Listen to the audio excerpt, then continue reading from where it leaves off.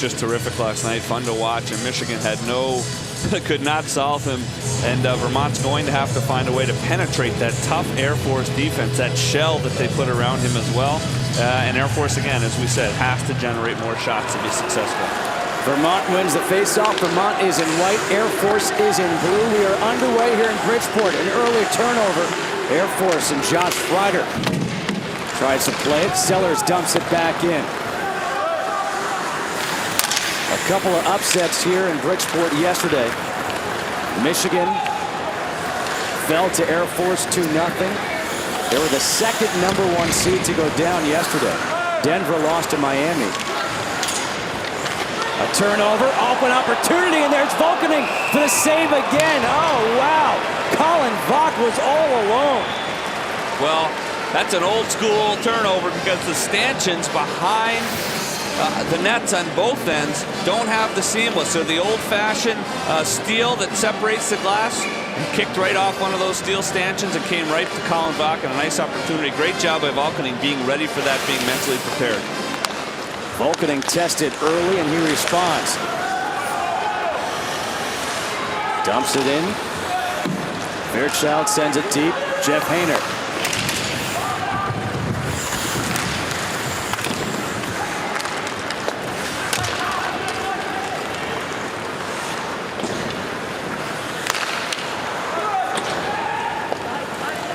Thank you very much, Ben. Here we are in Bridgeport, Connecticut for the East Regional Final. Justin Kutcher, Damien DeJulian, Ken Hodge with you here. #4 Air Force taking on #3 Vermont. A trip to the Frozen Four in Washington, D.C. on the line. With the win, Air Force will go to their first ever Frozen Four appearance. Vermont, their first since 1996. Jeff Hainer sends it deep, and Air Force will go for a change. Vermont had an early scoring opportunity, first minute of this game, but the goalie, Andrew Volkening, was there once again for Air Force, making a fantastic save. Well, yeah, as we talked about, Volkening was so good last night. Anything that happened, we talked about a play behind the net last night at the end of a period. Different opportunities that came his way. He was ready at all times, so not surprising that he was able to make that save early. Scott Kozlak against Matt Marshall in the face-off circle. Air Force is in blue, Vermont is in white. Mayra was checked hard into the boards. Peter Lennis, he had a goal last night for Vermont, the first goal of the game. That guy is exciting to watch. You got a couple of stars in this one. Victor Stahlberg, Hobey Baker finalist for Vermont, wears number 18. Jacques Lamoureux, number 21. For Air Force, also a Hobey Baker finalist. Both guys had goals in their respective games yesterday. Yeah, they certainly did, and we saw what makes both of them dangerous. Lamoureux, a pure goal scorer, did a nice job waiting out the Michigan goaltender Hogan to score his goal. And Stahlberg, what a release he had off the skate of a Yale player, right onto his stick, and quite frankly, right behind the Yale goalie. It was pretty impressive. 17:38 to go here in the first period. In yesterday's game, we saw the teams trying to feel each other out. Because these two teams got a chance to watch either tape or actually live footage of them, do you still get that feeling out process? No, it kind of looks right now like they're both going after each other hard. Vermont sending 2 players hard. Air Force is sending players hard, and I think they're going to get after it pretty quickly here tonight. Patrick Cullity for Vermont. Looking up ahead. Sellers has it now for Air Force. In the neutral zone. Finally corralled, and Sellers controls for the Falcons of Air Force. Turnover. That one sent back in deep, and that's going to be an icing call against Vermont. Let's go down to our third member of our broadcast team, former NHLer Ken Hodge. Hey guys, I had an opportunity to speak to both coaching staffs before this hockey game, and first off, let's look at what Vermont is looking to do. They're looking to use their speed to create their second and third opportunities. Talked about center lane drives as well. That'll create those opportunities for Air Force. They want to back check the puck, they want to protect the puck, and they want to capitalize on some of their grade A opportunities. Guys, back to you. Thank you very much. You talk about those grade A opportunities. We saw how Air Force was outshot yesterday as Brent Olsen tries to create something here. Good defense by Burroughs. Gets all the way through. Mathis has to go back, but they actually were outshot 43-13 in their game against Michigan. but as far as grade A opportunities, not quite the same. Yeah, I mean, obviously, Air Force had a couple to score their goals. Michigan also, boy, hit the post. Great saves by Volkening. So Air Force is going to have their opportunity tonight. I think they're really going to concentrate on getting that puck in the middle of the Vermont box and getting the puck toward Madore as much as they can. Dean Strong tried to wrist it. That got blocked. Jacques Lamoureux tried to clear the zone. He cannot. Now it's Mathis instead. He'll dump it in. Air Force goes for a change. Burnett deflects it into the seats here at the arena at Harbor Yard. Last night we saw the largest crowd in this arena's history, over 8,400, approaching 8,500. Yale, the host school, they were here. They lose to Vermont 4-1, but still expecting a pretty large crowd here tonight. Great crowd right now early in the game. People are still coming in as we can see, but a really nice crowd here to support these two teams, and it's great for the kids to have that opportunity to play in front of a big crowd. Fairchild roll off right in front of his own net. Burnett plays it back. Greg Flynn, and that one is tipped by Fairchild. Milo for Vermont tries to carry out, looking up to Victor Stahlberg. Those two, very good combination, and Stahlberg's backhand just as a block there by the goalie. Volkening once again. Stahlberg is so quick with that release, whether it's his forehand or his backhand, doesn't matter. And those two, Stahlberg and Milo, are a fantastic combination, and they are joined on their line by Brian Roloff. Well, sooner than later, playing against a team with the caliber in the offense of Vermont, Air Force is going to have to limit opportunity against Volkening. It's easy to just say, he'll take care of it if we make a mistake, but sooner than later, you're flirting with disaster, especially on this stage, if you're not going to limit opportunities against your goaltender, especially that close in.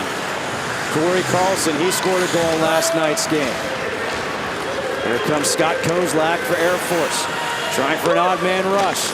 Kozlak to the backhand, shot, saved by Madore. We've got a penalty coming up. Victor Stahlberg, top 10 Hobie Baker finalist, had a chance. Oh, so close, but let him meet Mr. Volkening.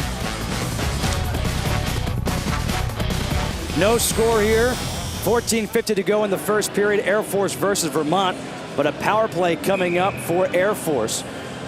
A penalty against Patrick Cullity, 2 minutes for interference. So Air Force will go on the power play, and they're pretty good on the power play. Yeah, not too bad coming into the weekend. 7th in the nation with a 20.6%. And they've got a pretty good goal scorer, Jacques Lamoureux, who's out there quite a bit during the power play, as we saw yesterday. Was on both units. Stayed on the ice for the full 2 minutes. He's out there right now. Jeff Hainer shoots, and that goes off the blocker of Rob Madore. And it's cleared out by Kyle Medved. Look at that. Vermont 7 for 7 in the penalty kill against Yale yesterday. Hainer comes up the near side, sends one towards the net. Another save. The rebound. Lamoureux whiffs on it. Mathis, though, patiently plays it over to Hainer. Hainer to Flynn. The one-timer. Glove save by Madore. Well, Vermont will take that all night. Shots from far, especially with Madore in the net.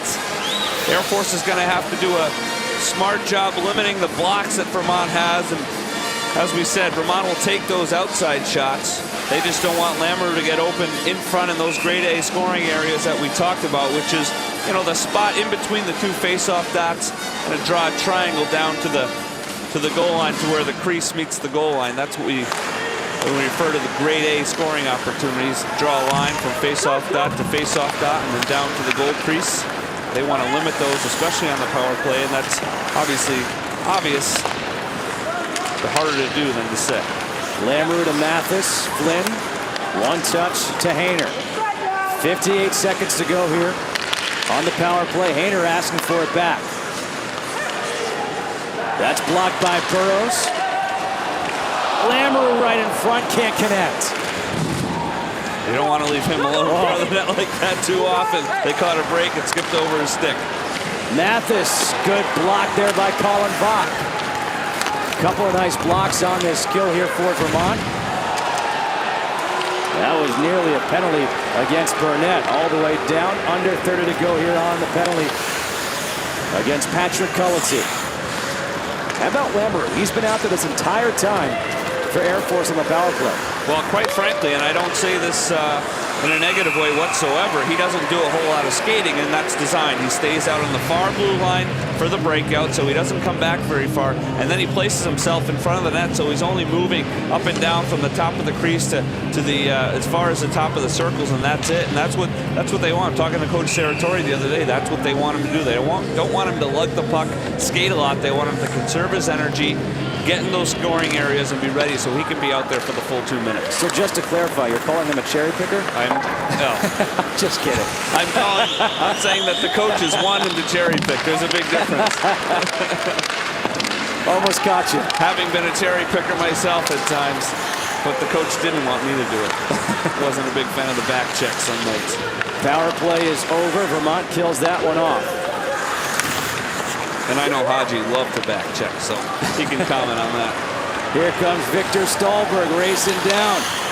Tries to go through one defender. Has Roloff with him. Haji, were you a cherry picker or a back checker? Guys, we're more paychecker, not a back checker.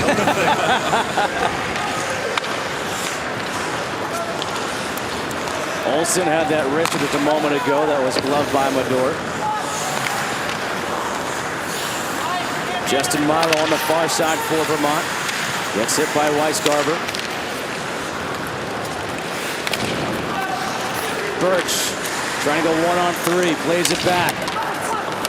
Mike Filipich off the back of the net. Drew McKenzie. Kept in. Flynn the one-timer. That's blocked. Never got through.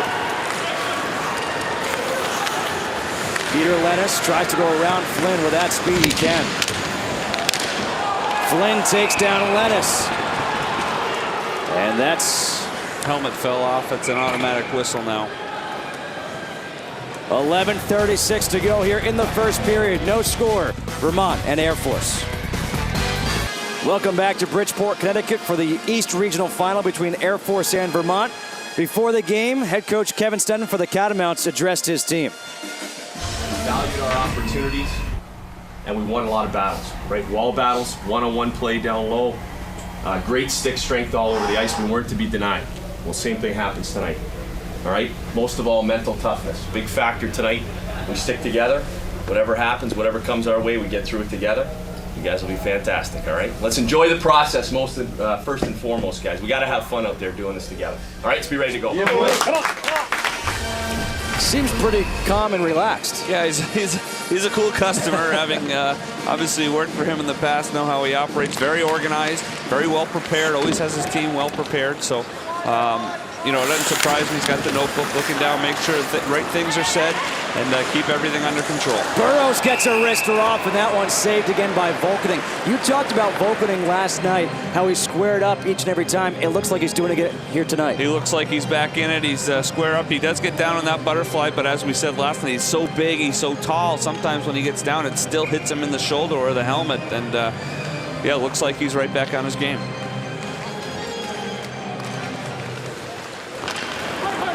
Air Force wins the face-off. Flynn, turnover, Stahlberg able to keep it in. But here comes Burnett and Air Force. Diagonal pass into the corner. Burroughs, he fishes it out. Coming up on 11 minutes to go here in the first period. Patrick Cullity took the only penalty so far, and that's an offsides against Stahlberg.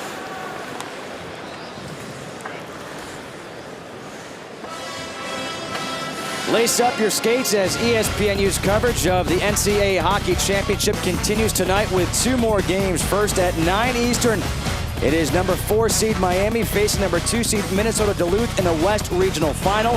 Then at 11:30, number 3 seed New Hampshire takes on number 2 seed North Dakota in the Northeast Regional Semifinal. The NCAA Hockey Championship presented on ESPNU by Enterprise Rent-A-Car tonight. Another shot, and that one is saved by Mador. Talk about the number 4 seeds in this tournament so far, 2-0. And last year, Notre Dame advanced all the way to the championship game. you know, you think about this sport of hockey, college hockey, and how it's growing. And I think the fact that you have 2 number 4 seeds beating number 1 seeds, it means there's more parity in the game. There's no question about it. It's not like basketball where there's so many teams, not a 1 versus 16 look as you see in the NCAA tournament. Before, I mean, you look at a Miami, you look at an Air Force, the 4 can be any bit as good as a number 1 seed on any given night. So Goaltending has trouble with that bouncing puck. Lots of parity, obviously, and you know, the recruiting, we talked about this last night, the recruiting, the coaching, everybody's so well prepared now that, you know, 1 versus 4, as Red Berenson said, you can call it an upset because it looks like it, but it really isn't an upset. The hottest team wins. When you get hot at the right time, it's not always the best team, it's the hottest team, and the hottest team usually has the hottest goaltender. No question about that. You look, he's from the NHL on down. Goaltending is huge in the playoffs. And what's great about this environment, you talk to these guys and they say, you know, usually hockey's a game. And here comes a penalty that's upcoming against Air Force. Good job by Jack Downing to draw that penalty. Tim Kirby, he's going to head.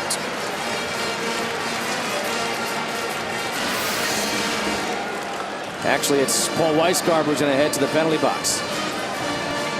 Yeah, you see him reach out and grab Downing. An easy call for the official, especially when trying to create an offensive opportunity. I originally thought it was Kirby. It looked like it could have been either one, but Weisgarber took it, and Vermont will have their first opportunity, see what they can do with Victor Stahlberg out to start it. 2 minutes for tripping. Drew McKenzie at the point. Good diagonal pass. Justin Milo. Back up top, Lawson rifles one. If you were sitting there by the boards, I would have flinched too. Lawson levels Fairchild. You have to watch Danny Lawson throughout the year. He's got one of the hardest shots and one of the best timers I've seen in a while. He's a big body and he really puts everything into it. Stahlberg gets checked. Flynn tries to clear it, and a beautiful effort to keep it in. What a job by Lawson. The wrister goes wide. McKenzie plays it back for roll-off. The one-timer again, deflection by Stahlberg. And this time it's cleared out. Air Force will go for a much-needed change. 1:10 to go here on the power play. So good opportunities for Morano, not only because they got shots, but they got shots through, and that's what they're going to have to continue to do. Don't let Air Force block those shots from up high. Get as many shots as they can on a hot goaltender. Wide open area right. He clears it out. Here's a shorthanded opportunity. If Page can get to it, going up against Burrows. Page may want to get a change as he just exerted a lot of energy. Burrows gets it in, but there's Mayra. Gets it all the way around, and Air Force will once again change. Vermont's got their energy unit out. With Lennis, 4 forwards, they want to get Lennis the puck on the one-timer. The little guys are out, lots of energy, lots of skill. Vox sends it around. Was Stacy. Burrows. And here comes Fairchild. He's got Birch with him. Fairchild, the wrister goes up high. This penalty was killed off by Air Force. Once again, they do it. Air Force has now killed off 21 straight penalties. No score as we approach 8 minutes to go here in the first period. Miller plays it right near his net. Olsen, good forecheck. Olsen tried for the pass. There was Dean Strong to break it up.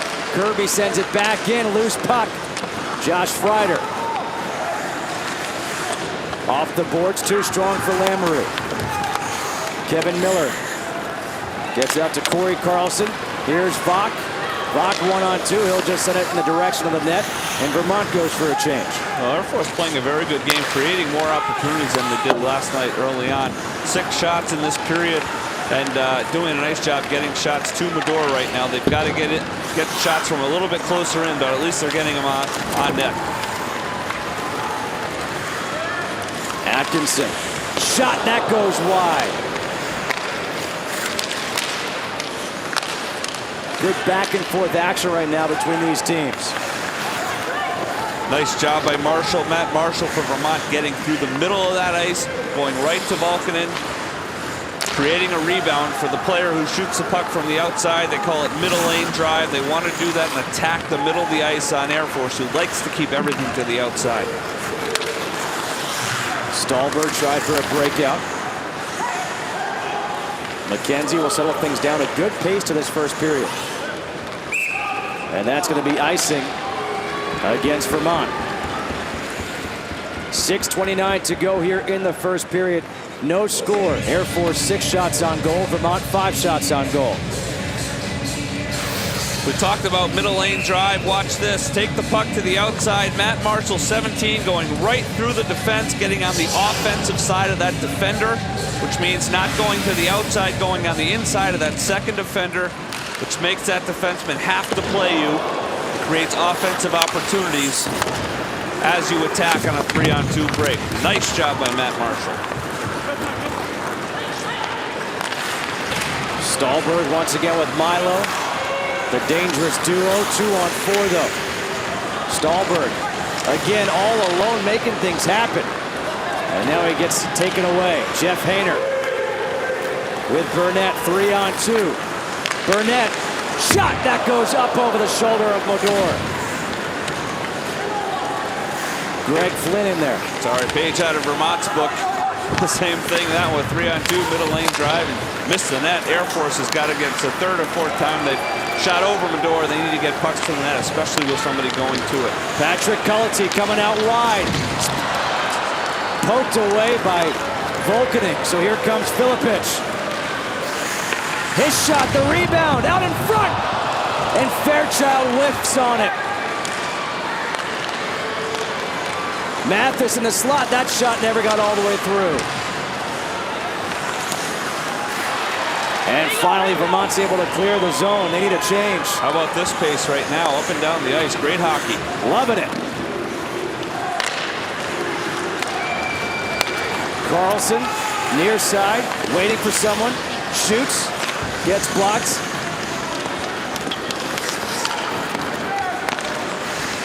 Miller. Carlson, that one gets deflected wide. With a lack of whistles being blown, you're actually going to see all 4 lines for both teams. It's great right now, up and down the ice. Both teams creating shots, creating opportunities. This is what college hockey is. Peter Lennis, the smallest guy on the ice, listed at 5'6". Lennis goes down to a knee. He shoots. Another shot, another save by Volkanen. Volkanen is just solid in net. Shot that gets sticked away, and there is the whistle that both teams were looking for. 4:15 to go here in the first. Back and forth action. No score, Air Force and Vermont. With the greatest tournament in the history of NCAA hockey. Well, it started out here yesterday with Air Force beating Michigan, and for those following the tournament, you know the craziness that happened yesterday with Minnesota Duluth and Princeton late. 2 goals in less than a minute, and then an overtime win. We've had some interesting finishes today already. New Hampshire and Cornell.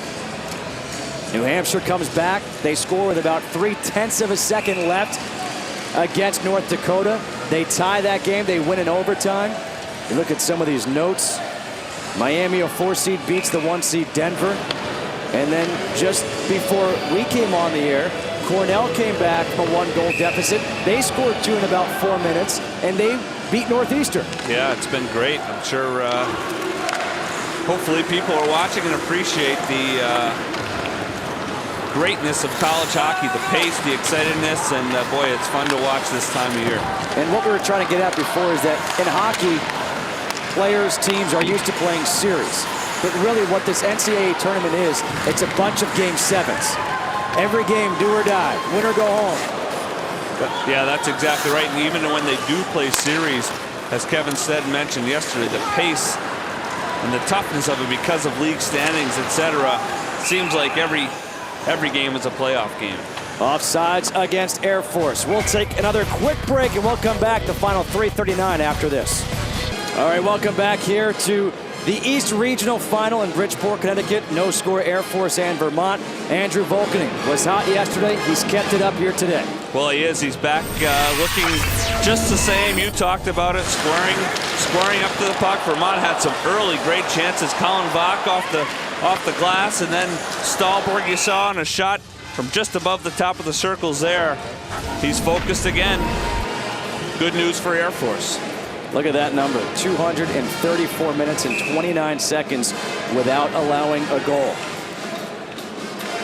Talking before this game began, some people said it may take 80 saves in 2 days to get this Air Force team to the Frozen Four.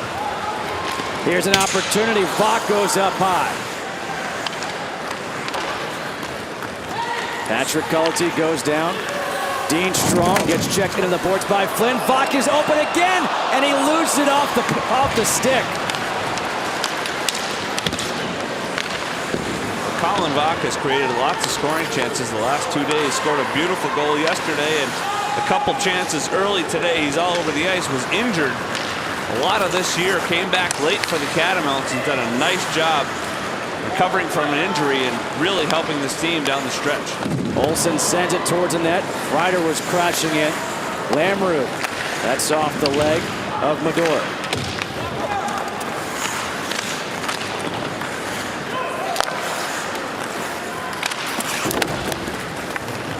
Flynn goes back to play it. We mentioned Vach out of Detroit, Michigan, played in the Des Moines Buccaneers in the USHL. One of those players Vermont got early in the recruiting process and down the stretch had such a strong season for Des Moines. I think he got the attention of the Michigan Wolverines. All right, tomorrow night we've got more NCAA Hockey Championship action. First at 5:30 Eastern, it's New Hampshire faces the winner of Ohio State versus BU. Right now, BU is up big. Then at 8, it's number 3 seed Cornell against the winner of Bemidji State versus number 1 seed Notre Dame in the Midwest Regional Final. The NCAA Hockey Championship presented on ESPNU by Enterprise Rent-A-Car tomorrow. For more information, you can always log on to ESPNU.com. No score, but great back-and-forth action here in the first period. Kirby whiffed on that one. He gets it back. Brett Nylander, haven't seen him in a while. Scott Kozlak joining him on the line. Marshall up to Lennis. Lennis, the wrister, that got deflected off the boards behind the net. Lennis, great stop and turnaround. Swings it and shoots it. Another save by Volkening. Well, that's one of his signature moves, coming around the net, stopping and spinning and shooting that puck around the goal line. Back up top, Lawson with a big slap shot. Another save, gets deflected into the net behind. Well, nice job by Air Force recovering from that. Everybody was concentrating on the puck down low behind the net. Lawson found himself all alone with lots of time. The big windup, maybe a little bit too long, allows Volkening to see that puck from all the way out there. Tough to beat him from that far out, but a nice job by Vermont creating some offense against Volkening. Now with 8 shots on the period, unofficial, that's what the scoreboard says. Roll off against Birch in the face-off circle. Roll off one.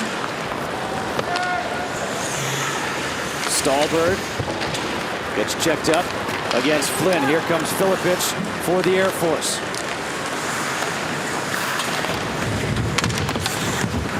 Birch, Lawson trying to clear it out. Filipich, he slips and falls. Under a minute to go here in the first. McKenzie. Flynn takes it out right in front of the net. Dean Strong leaves it back for Stahlberg. Justin Milo looking for Strong.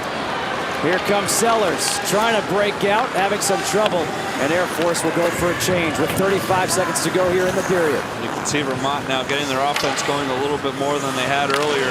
Nice opportunities in the last couple shifts, finding that gray area, that scoring area where they want to go. Just missed on Strong there. Jeff Hayner, he gets knocked down.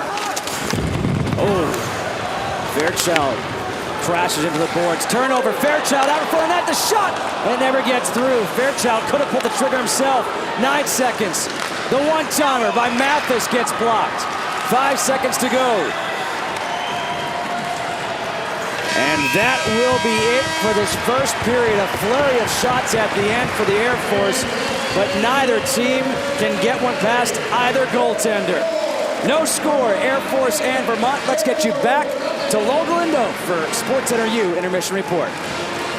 No score between Air Force and Vermont as we get set to start the second period of play. And Damien, there were some things in that first period that you liked in particular for Vermont, but what's at stake first with a win, the first ever trip to the Frozen Four for Air Force, for Vermont. Their first trip since 1996, only second in school history. But for Vermont, they've been doing something very, very well, especially defensively. Well, they blocked a lot of shots, quite simply. 19 in the game last night against Yale. A very explosive offensive team. 9 already tonight. We talked about it. Air Force is going to have to do a better job of picking their spots. Sean Backman last night for Yale, left breast shooter, kept shooting into pads. Air Force doing the same thing tonight. They're going to have to fake shots, go around Vermont, send it to the side of the net, something like that, to change their course of events. All right, be honest with me right now. How scary is it to block a shot? I've never done it. Gotta love the honesty. Puck goes high in the air. Stacy can't keep it in. Jacques Lamoureux with Josh Freider. Stacy, nice pass for Dean Strong. Coming down 1-on-2. Strong stops, waits for somebody. Has Stassi. Stacy comes in, and he gets taken away. That one's sent deep by Olsen. Goes after it himself. Dean Strong, good pass there. Colin Vaught rifles one. That one is gloved by Volkening, and he holds on to it. Let's go down to the third member of our broadcast team, former NHLer Ken Hodge. Damien, you just touched upon a couple of things that the Air Force is trying to do. They're trying to get shots down to the front of the net. If you can get shots down, I think every coach in Hockey East would love to know the recipe to that one. But second thing they want to do, blue line. They felt like they turned the puck over at the offensive blue line, which led to a quick transition for Vermont as that period went along. They want to get pucks deep and go and attack. Yeah, Vermont is great at transition. That's their MO. They're very quick. They've got quick forwards, skilled forwards. If they can turn it over on you, they're going to come back quickly. Keith Elaine mentioned that last night. The first goal did a nice job of transition, so Air Force definitely wants to limit those opportunities. Just about a minute in here in the second period of play, Air Force and Vermont. Matt Fairchild, a junior, came into this tournament, 17 goals, 19 assists, picked up his 20th assist last night. Kyle Medved, the tall 6'6" defenseman, but he's the finesse guy. Dan Lawson, 6'3", 250. He's the power guy. He's the one you don't want to get checked from. Well, that guy with the puck right there, Kevin Miller's the same way. Strong, big body, plays a lot of minutes. From California, by way of Berkshire School. Strong defensive player paired up with Medved.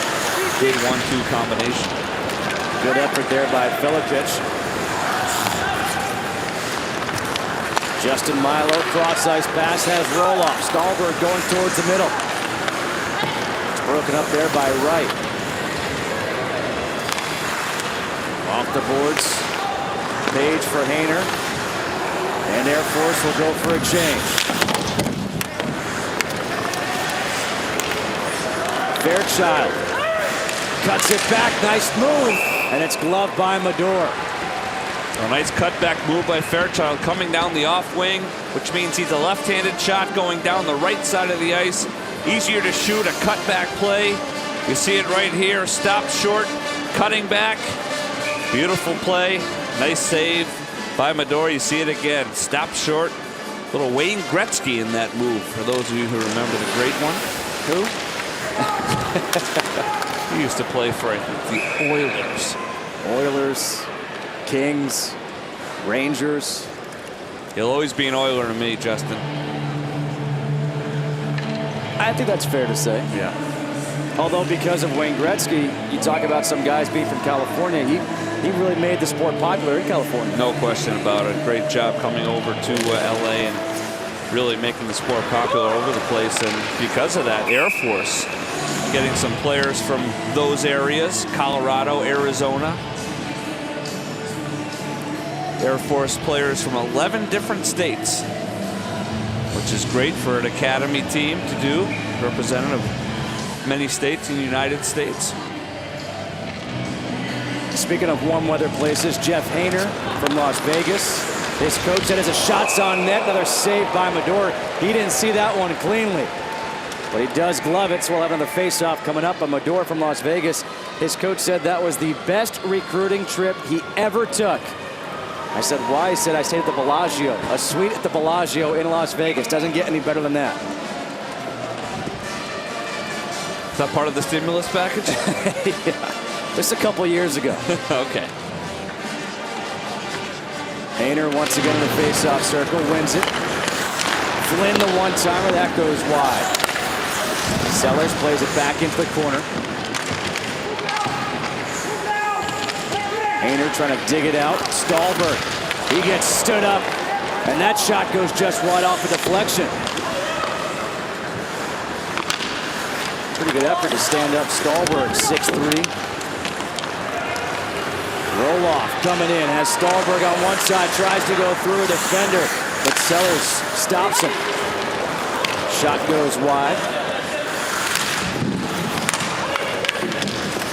Nice job by Sellers recovering. Roloff almost had him beat, had him off balance. He did a nice job recovering, breaking up that one-on-one play. Stahlberg looked like we may get a tripping there. They got away with one there.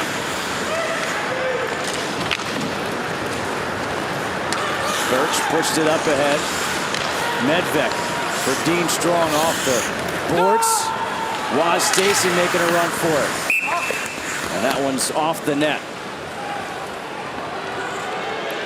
The NCAA Women's Basketball Tournament continues all weekend long on ESPN and ESPN2 with Elite 8 action. For more information on the 2009 NCAA Women's Basketball Tournament, go to ncaa.com, the official online home for all 88 NCAA championships.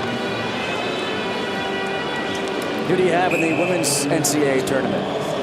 Well, it's tough to read at UConn at this point. Well, the Catamount women gave them a nice effort, scoring 65 points. Give them credit for that. Scott Mathis, we got a 4-on-2 for Air Force.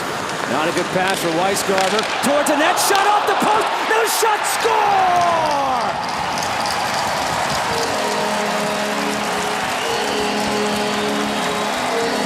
Air Force strikes first.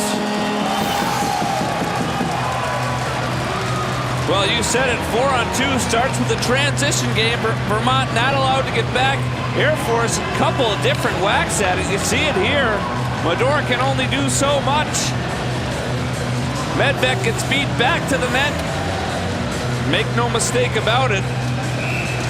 Mador doing a nice job diving to get back, but as I said, a couple of different chances for the Falcons and finally find the back of the net.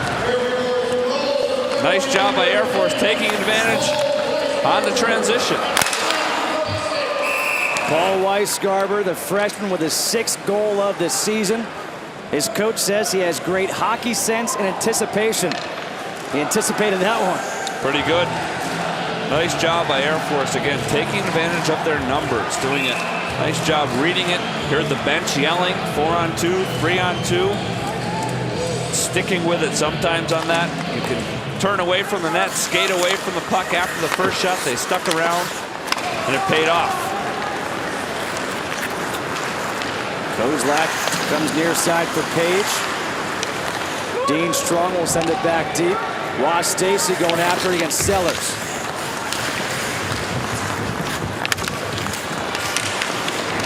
Flynn against Strong.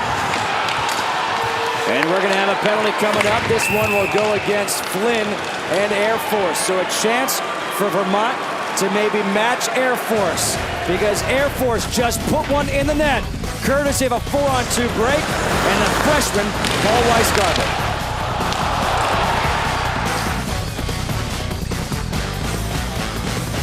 Back here in Bridgeport, Connecticut for the East Regional Final. Air Force leading 1-0 over Vermont, but Victor Stahlberg and the Catamounts are going back on the power play. Victor Stahlberg, a top 10 finalist for the Hobie Baker Award.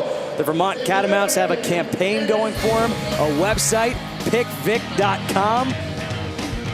We talked about it last night. Nice job by the Sports Information Department at Vermont. And Victor Stahlberg, not only a great hockey player, a great student, 3.6 GPA, representing Vermont very well, coming from Gothenburg, Sweden. Brother coming over to Burlington, Vermont next year. Liked what he saw, liked what he heard about it. So you say Gothenburg, I say Yodeberg. Tomato, tomato. The penalty was to Greg Flynn, 2 minutes for holding at 4:23. I expect to get a call from all the folks in Gothenburg correcting me if in fact you are correct. It's kind of like Turin, Torino, you know, whichever one you want. Beijing. You pick and choose. Basically any place that the Olympics are held.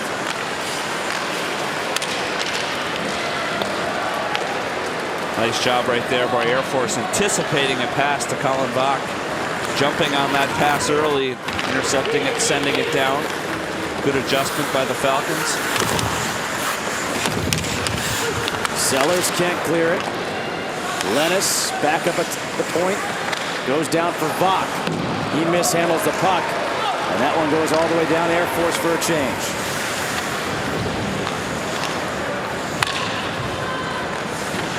Let's go down to our ice level reporter, Ken Hodge, for a report.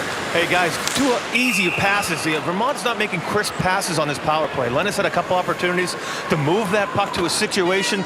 He moved it easily. That allowed the penalty killers to get in lanes to take away opportunities. You gotta be, as Damien knows, as a coach and as a former player, you gotta make crisp passes on the power play. Don't just take it for granted, guys.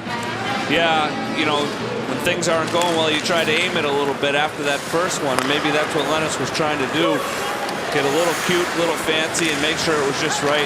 We all know that that's not going to work, whether you're a baseball pitcher or a hockey player. You got to just rip it in there and see what happens. Roll off in the circle, cross ice, shot, another save by Volkaning. Boy, he moves well from side to side, doesn't he?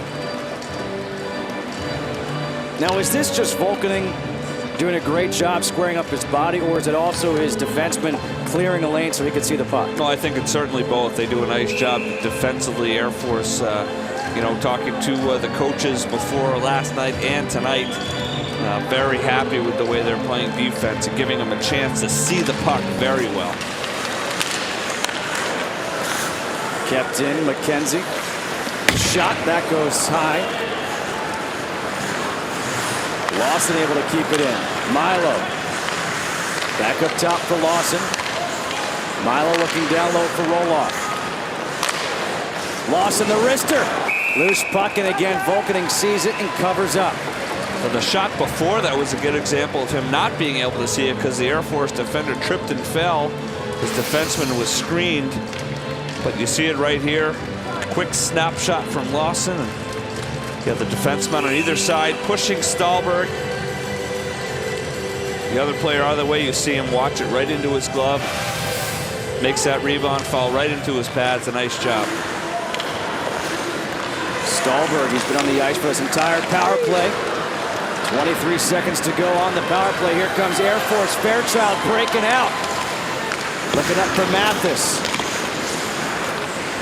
If nothing else, that may help kill off this penalty with 10 seconds to go. Stahlberg coming down all alone. Shot! Rebound, Milo, and that gets deflected wide. Stahlberg looking for some help. Kirby. And it's Fairchild again. All alone, 1-on-2. Fairchild draws the penalty. And a power play coming up for Air Force. What a job by Fairchild. Twice in the last 20 seconds. creating a rush for Air Force. Well, I was just going to say, how many times have we mentioned this young man's name in the last 2 nights? Speed, takes it wide, not afraid to challenge the goaltender, not afraid to challenge a defenseman. He has been terrific this weekend. Win, lose, or draw. Well, I guess he can't draw, but win or lose for the Falcons. He has been a special player for them this weekend. Fairchild continuing what he did in the AHA Conference Tournament, the MVP there. And here he is drawing a penalty against Drew McKenzie. 2 minutes for holding at 6:38. So a power play opportunity here for Air Force on top 1-0. And again, with Air Force killing off that penalty, it's now 22 straight penalty kills. Yeah, and we talked about Fairchild being a pretty special kid last night. For those who didn't listen, handing that trophy right over to his goaltender, Vulcaning.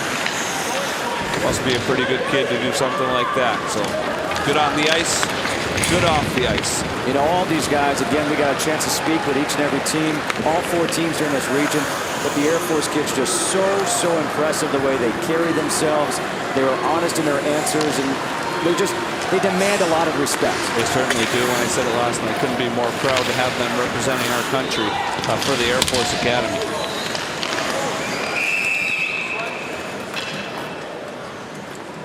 Lace up your skates for more college hockey games tonight. First at 9 Eastern, the West Regional Final. Number 4 Miami takes on number 2 Minnesota Duluth. Then at 11:30, the Northeast Regional Semifinal, New Hampshire versus North Dakota. The NCAA Hockey Championship presented on ESPNU by Enterprise Rent-A-Car tonight. For more information, log on to ESPNU.com.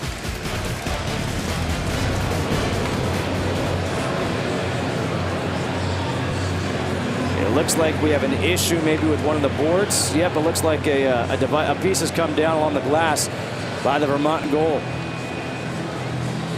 This wouldn't exactly be called a ground screw now, would it? Yeah, you see him taking the stanchion off. That's what we talked about.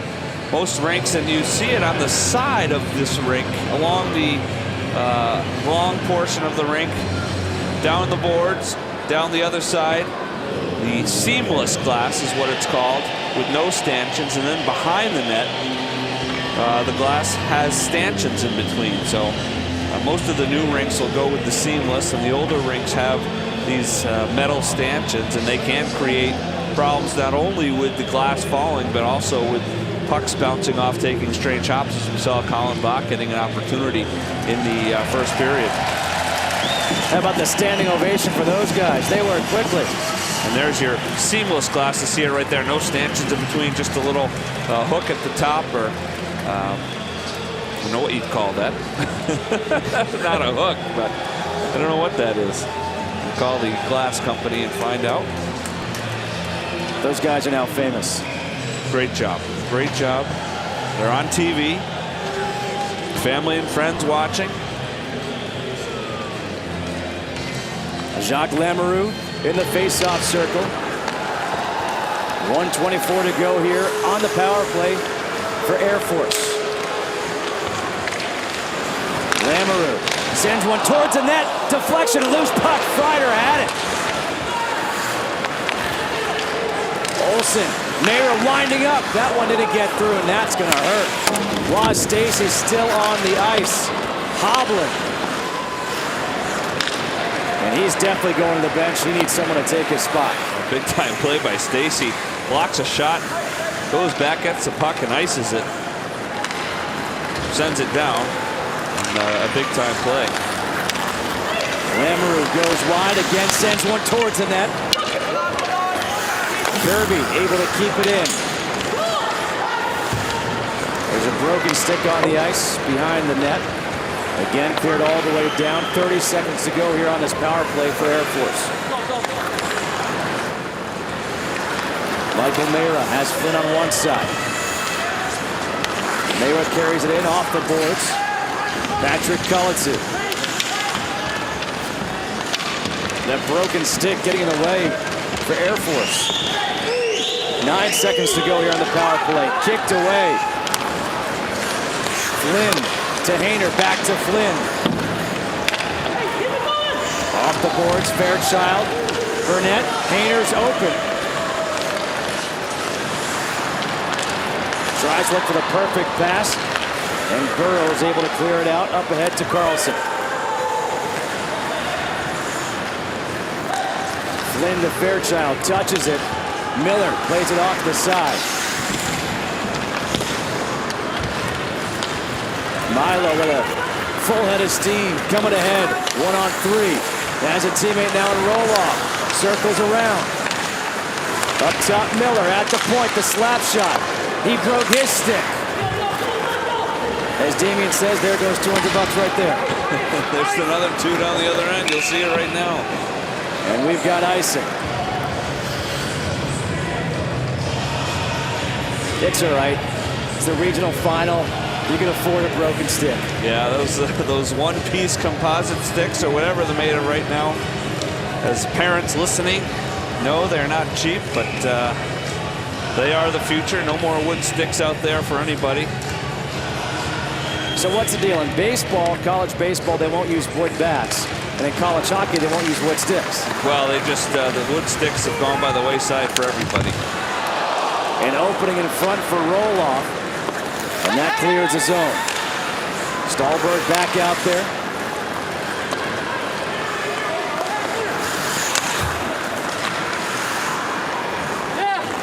Flynn back behind the net. Good forecheck here by Vermont. Brad Sellers looking cross ice for Hayner. Plays it off the skate, sends it deep. Air Force goes for a change. Approaching 10 minutes to go here in the second. Air Force on top 1-0.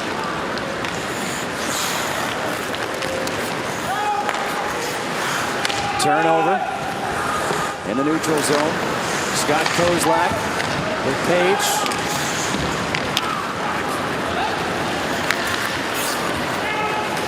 Kirby comes back off the boards.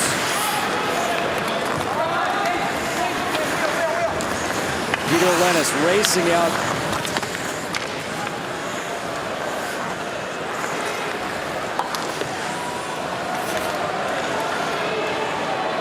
Air Force is taking some time off the clock right now. Long pass up ahead. Nylander. And now Kevin Miller. Looking up for Lennis. Deflection. Mathis tries to play it off to his side. And smartly does, but Lennis keeps it in. Using that speed, we'll do it a stop and pop.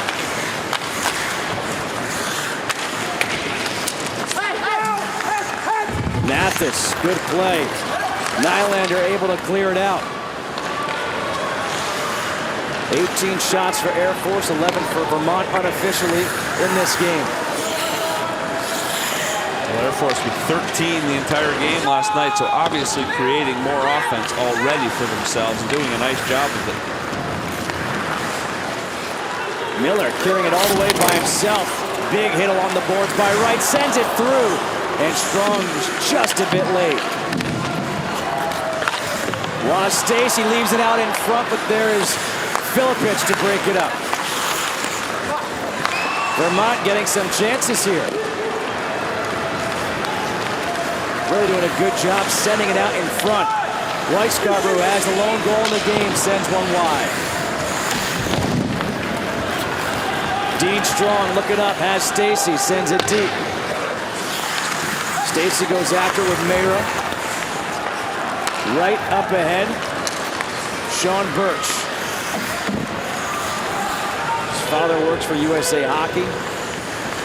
He's a coach at Colorado College. This year when Air Force beat Colorado College, Sean Birch had the assist on the game winner. And they have a picture of him standing up with his arms up in the air. And the name Birch with the Air Force jersey. And what did Coach Saratori do? He had that picture framed and sent to his father. Sounds like Coach Saratori to me. That's a big win for Air Force. It tells you how far this program has come under Coach Saratori and the rest of the gentlemen that represent it. Nice job throughout the last 3 to 5 years, really building a great program. Olsen gets ridden off the puck. He comes back, delivers a hit. And this is going to be icing against Vermont. 6:56 to go here in the second period.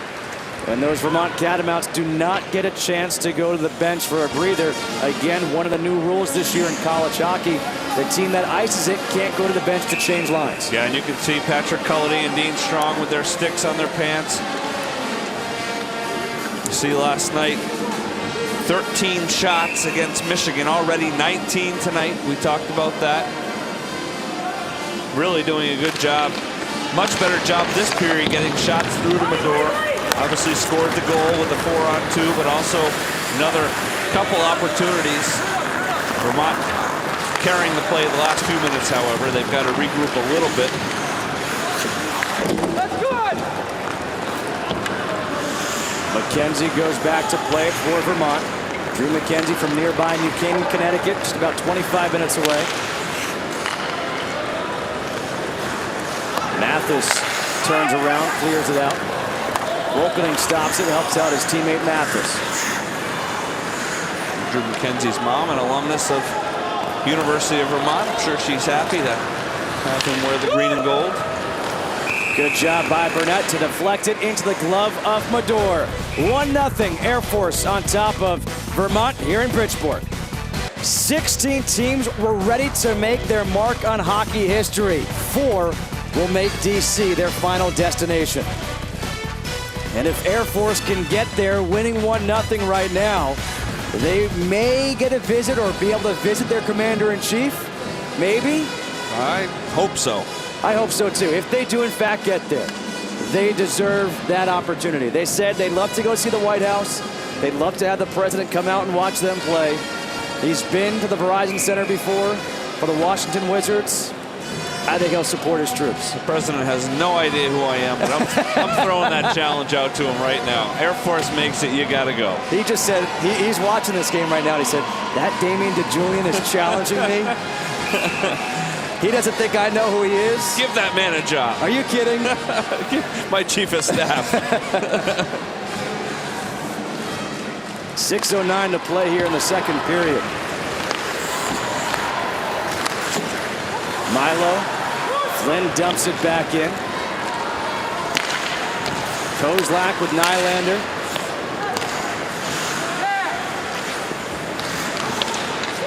Page in the corner. Going up against Roloff. Lawson now has it.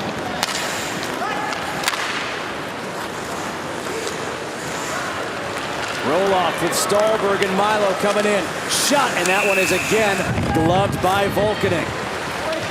5:37 to play here in the second. Air Force clinging to a 1-0 lead. 1-0 Air Force leading Vermont here. 5:37 to go in the second period of this East Regional Final. There is a special coach for this Vermont team, the goalie coach, Terry Loveland. And for more on that, let's go down to our ice level reporter, Ken Hodge. Yeah, guys, you talked about Terry Loveland, and he's the only coach that's left in this team that has been either to a regional championship or the Frozen Four. The Frozen Four, last time Vermont was there was in Cleveland, and he was there, one of the coaches on the coaching staff. Brings that little bit of experience that is needed in these situations, especially in these pressure cooking situations. With only 25 minutes left in the game, he's helping his goaltenders out, and he's helping the forwards and defensemen out as well upstairs. Guys? Yeah, Terry Loveland again, been through the ringer with the Catamounts. Tim Thomas, Andrew Allen, now Rob Medor, some of the greats that have been through this program. And again, as Haji said, helping out upstairs too with Kevin Seddons, seeing what's going on, what Air Force is doing, what Vermont can do better. Been doing that for many years for the Catamounts. It deserves a lot of credit. Big hit by Medvec against Filipich. Filipich sends one towards the net, gets deflected wide by Birch.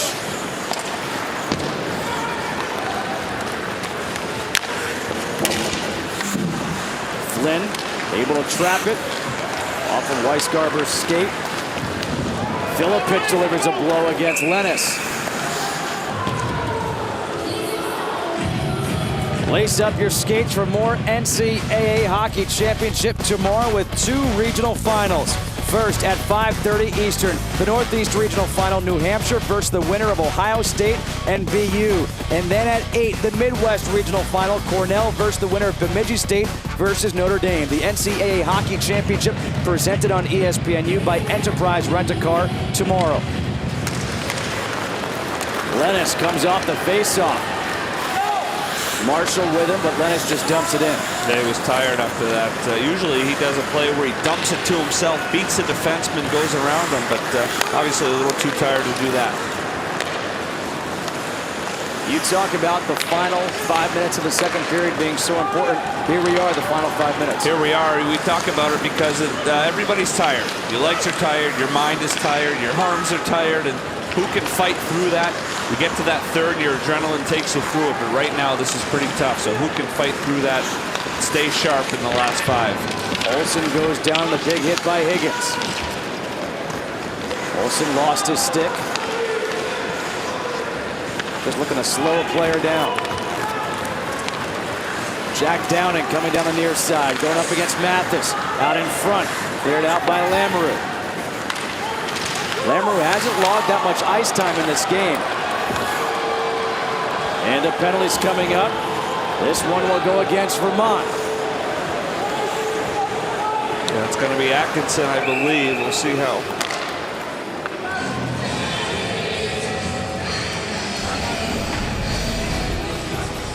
A power play coming up for Air Force. Can they add their lead 1-0? Wow, the upsets continue. Wow. We could have 3 number 4 seeds advance. Well, that would be, I would assume that's unprecedented. And since I'm pretty sure since the field went to 16, that's never happened. We'd have to look that up, but very impressive. It definitely has never happened. You look at it, since the tournament went to 16 teams beginning in 03. The number 4 seed entering this year was 3-17. We've already had 2 win. Can we have a 3rd? Wow. What a great time of the year. Dean Strong on the penalty kill, taking some time off the clock. But again, what we're witnessing with these number 4 seeds beating the number 1s or challenging the number 1s, it's the parity in this Division I college hockey these days. Fairchild back behind the net. Up top, Mathis, joined by Flynn on the blue line. Flynn to Hayner. Circles around. Rister, that one gets blocked, never got all the way through. Another shot, that one gets redirected as well. Flynn able to pinch and keep it in. Fairchild going after it aggressively against Cullity.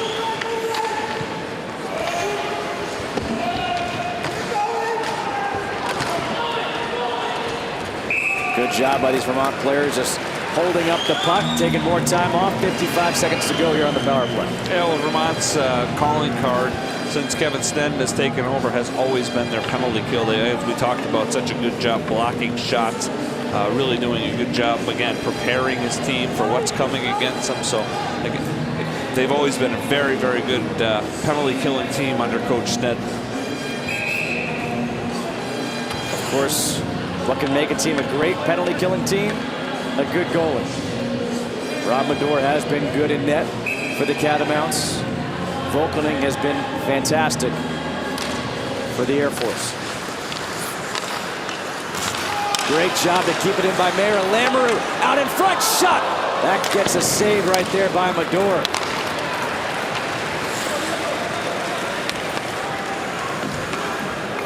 Lamoureux waiting out there by the blue line, waiting to attack for this Air Force team.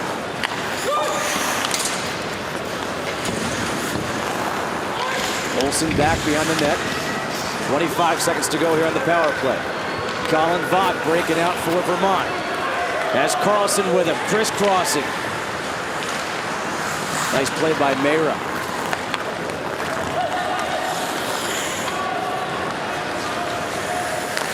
Flynn carries it over, sends it towards the net. Mayra wasn't there. 3 seconds to go on the power play. Hayner. Atkinson breaks out of the box. Roll off. One-on-one, backhand, another save. Rebound, another save. And Hayner comes back to play it. Andrew Volkening again, the backbone of this Air Force team. Well, great job by Roloff attacking the net. Stahlberg sticking with it, trying to get that rebound in, but Volkening ready for it. Good opportunity for the Catamounts off the penalty.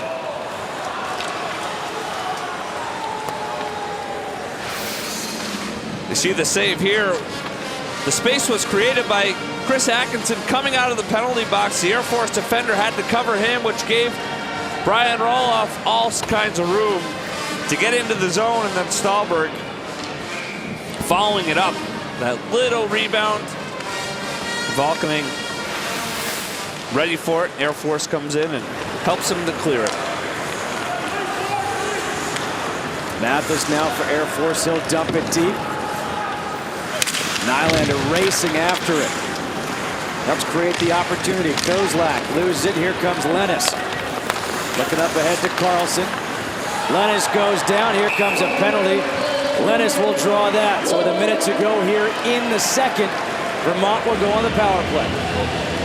Talked about last minutes of periods in games. Yesterday, Vermont, big goal in the last couple minutes of a period. Now they get an opportunity to go on the power play. Haven't done a whole lot this period as far as offense is concerned. This could help get the momentum back for the Catamounts.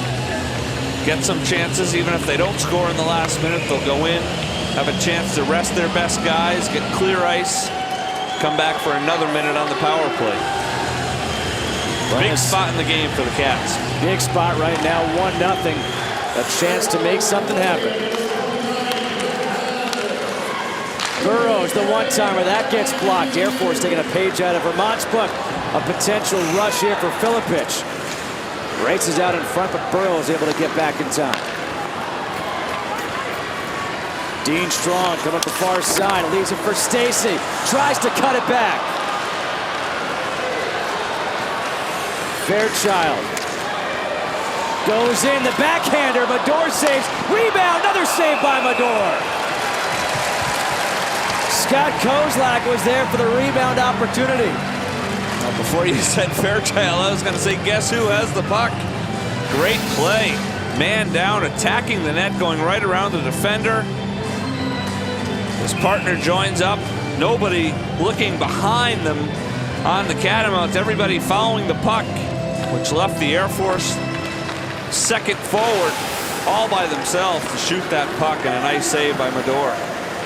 20 seconds to go here in the second period. Victor Stahlberg. He comes in, and that one goes into the screen behind the net. Just under 14 seconds to go here in the period.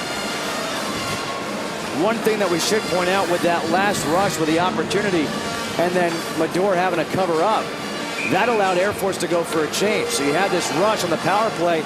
If it's a loose puck, Vermont can break out because Air Force is tired. Instead, they can change their players. No question. A big play.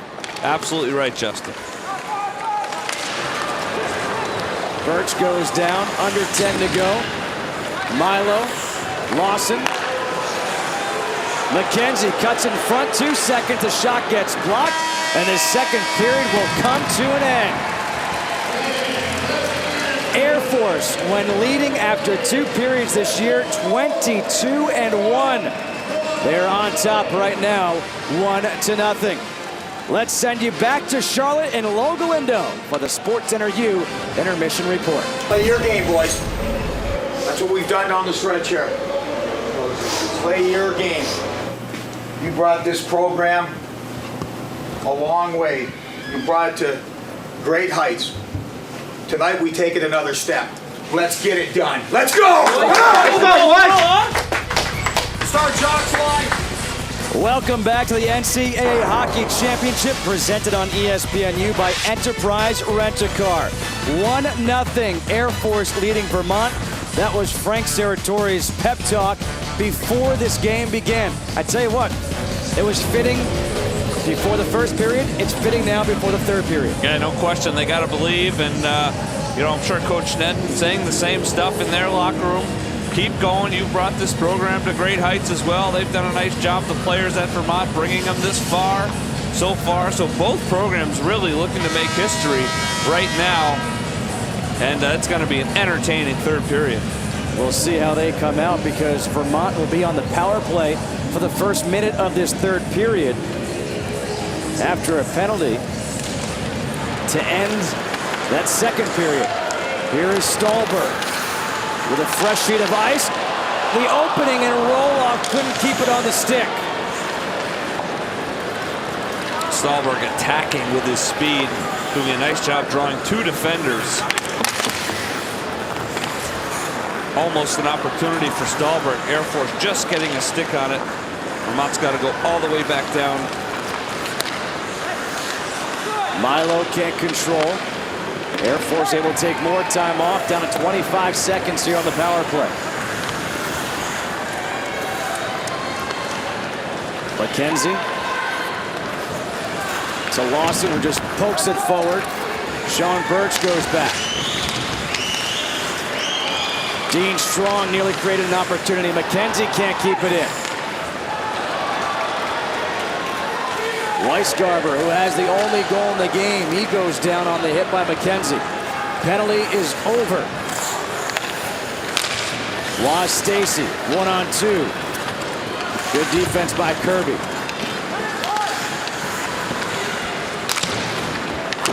Kirby tries to rifle it around. Cullity keeps it in. Vach, who's had a nice couple of games here in Bridgeport. Good play off the boards by Freider. Colin Vach has played very well, very noticeable here this weekend. Doing a nice job, much like Fairchild for Air Force. One of those guys who doesn't get all the press, but you notice all the time. Josh Freider sends one, ricochets off towards the corner. Lamoureux back on the ice, he goes down. See how much leeway the referees give both teams this period. It's been a clean game so far, very clean game, very well played.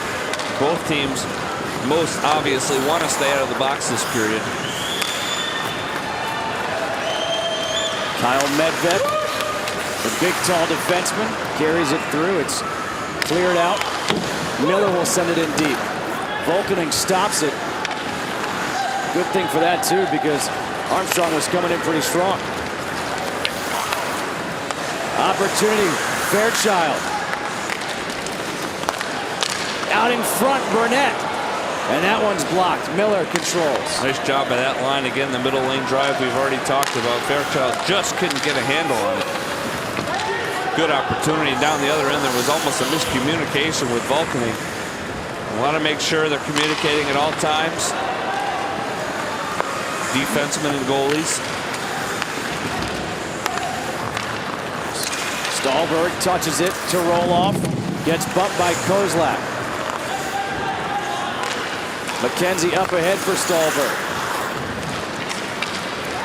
Kozlak lets it go through his legs. Has to play it back. Kirby, good job by McKenzie using those baseball skills. Guess he's been playing with Justin Milo some. Stahlberg to Milo. Can't connect. Page has Birch with him.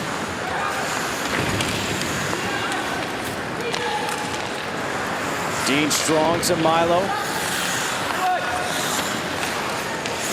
Kirby tried to slow Milo down, didn't do much on that. Dean Strong behind the net.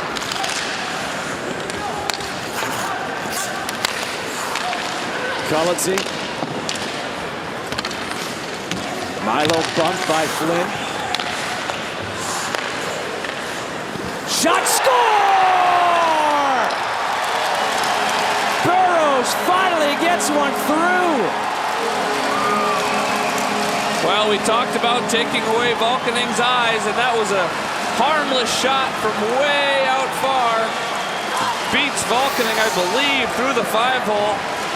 Don't think he saw this one, just a quick wrist shot. See his defenders right in front of him. Must not have seen it. A nice job with a quick wrist shot. First goal allowed by Andrew Volkening in the last 262 minutes and 4 seconds. Wow. We've got a game here in Bridgeport, 1-1. That'll give the Catamounts new life and see how Air Force responds. You hear the Catamount faithful starting their chant up.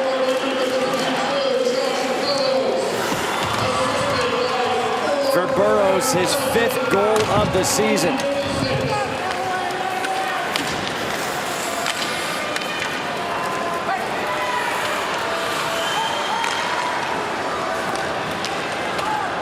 Air Force needs to regroup now that players that have been here before.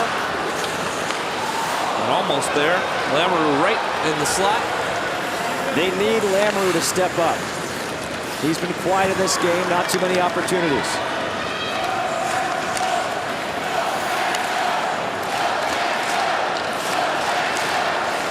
A turnover. Here's Downing. Got Carlson behind him. Leaves it for him. Carlson's wrister goes wide. Miller comes in the pinch. You can see the jump right now in Vermont's step, no question. Things were quiet there for a while, but now you can see the new energy that the Catamounts have. And again, see how Air Force is going to respond. Miller back for Lettuce. The slap shot. Loose puck. Volkening finally covers up. Uses all of that 6'2" frame. We've got a 1-1 game because Josh Burrows, an innocent wrister, goes all the way through. It is the Wave here at the arena at Harbor Yard. Air Force, Vermont, they all get along when it comes to the Wave. It's a 1-1 game here in the third period, 14:54 to go. That's a heck of a Wave. That's kicking it old school right there. You haven't seen the Wave in a while. Some news from away from Bridgeport in the Northeast region. VU beats Ohio State 8-3. They will meet New Hampshire in that regional final. So a Hockey East matchup up in Manchester. Sellers, the slap shot by Fairchild, the rebound, and that goes to the seats. Watch out. That guarantees at least one team from Hockey East moving on to the Final Four, Frozen Four, excuse me. Vermont trying to make it 2. I found it very interesting. Before he came back on for this third period, they announced the out-of-town scores here at the arena. And when they announced the scores, it was okay. When they announced Notre Dame trailed Bemidji State 2-0, the place went nuts. Well, we talked about everybody likes an underdog, and certainly the crowd cheering for Air Force yesterday. Kind of a strange crowd today. Obviously, the Cats are here, a small Air Force gathering to our left, and the rest of the crowd trying to still figure out who they're rooting for. The NCAA Frozen Four moves to Washington, D.C. in April. The national semifinals begin Thursday, April 9th at 5 p.m. Eastern, live on ESPN2 HD. For more information on the 2009 NCAA Frozen Four, go to ncaa.com, the official online home for all 88 NCAA championships. Nobody can find the puck off the faceoff.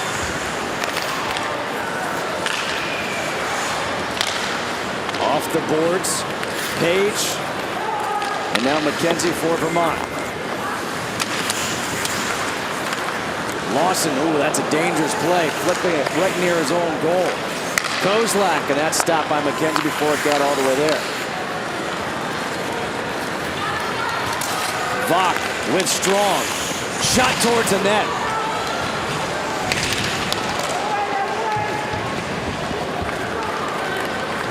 Kozlak tries to break out.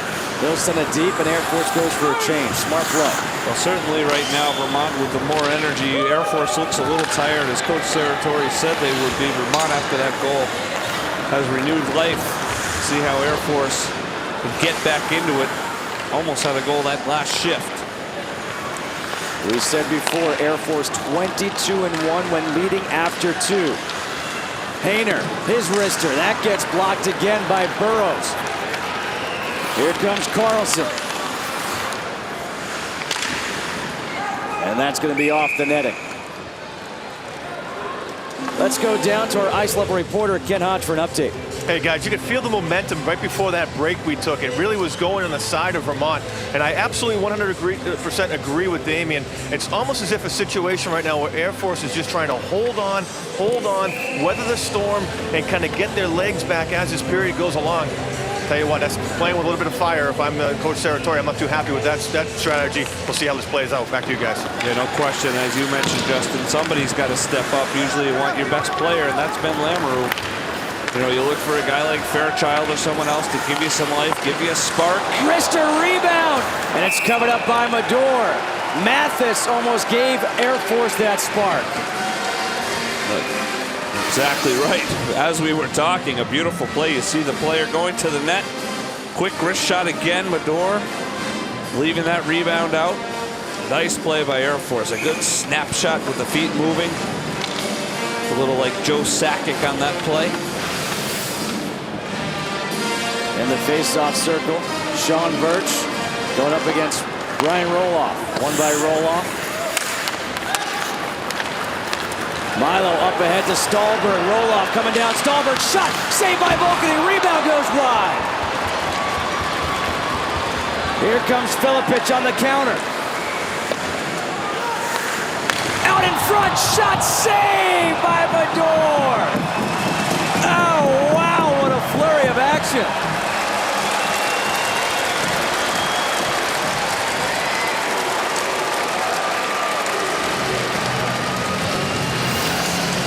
Well, we talked about Stahlberg yesterday being able to just flat out skate by people. He does it there, gets an opportunity at Volkaning, and then right back the other way. Beautiful job by Air Force countering, and a huge save again by Mador. The freshman stepping up big for this Vermont Catamounts team.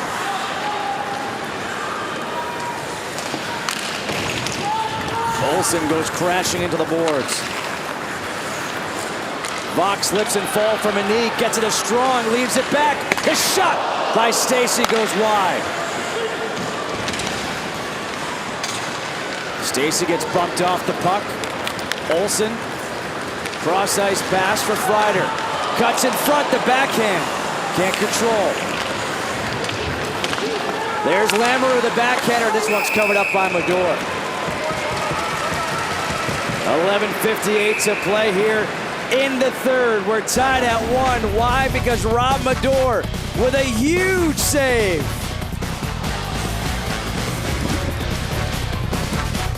(1-1) here in Bridgeport in the third period. Air Force and Vermont. Rob Mador came up huge just a minute ago. Off his glove, off his helmet, and then back into his glove for a save. Look at the save snipe by the goalies. Volkaning with 17, Mador with 25. Yeah, we talked about Air Force wanting to get more shots tonight. They have certainly done that. And we talked about how good Mador was last night. Well, he's certainly done that as well. A big save there. You said the concentration, glove, head, back to glove. Nice job. Both ends of the ice. We talked about possibly a goaltender's duel, and that's exactly what we have. Air Force fans from Colorado Springs, they've come out here. Right now, they're the only team from Colorado left in this tournament after Denver lost to Miami. Colorado College did not make the tournament. Freider looking for someone, leaves it back. Olsen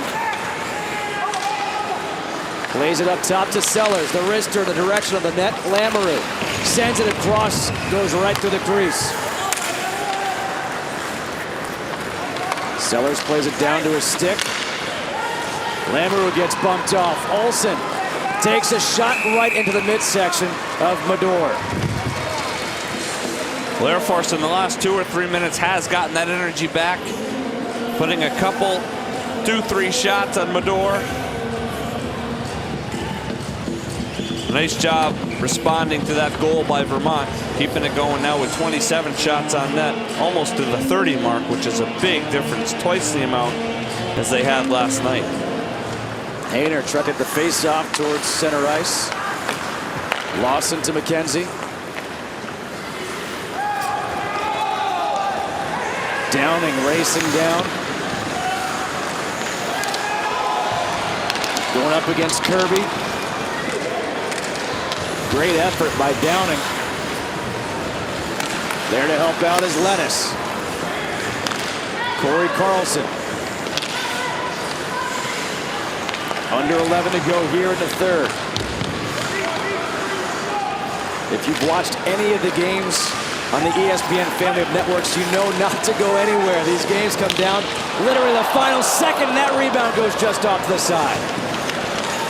Yeah, nice shift here by Lennis, Downing, and Carlson. Lawson shot, score!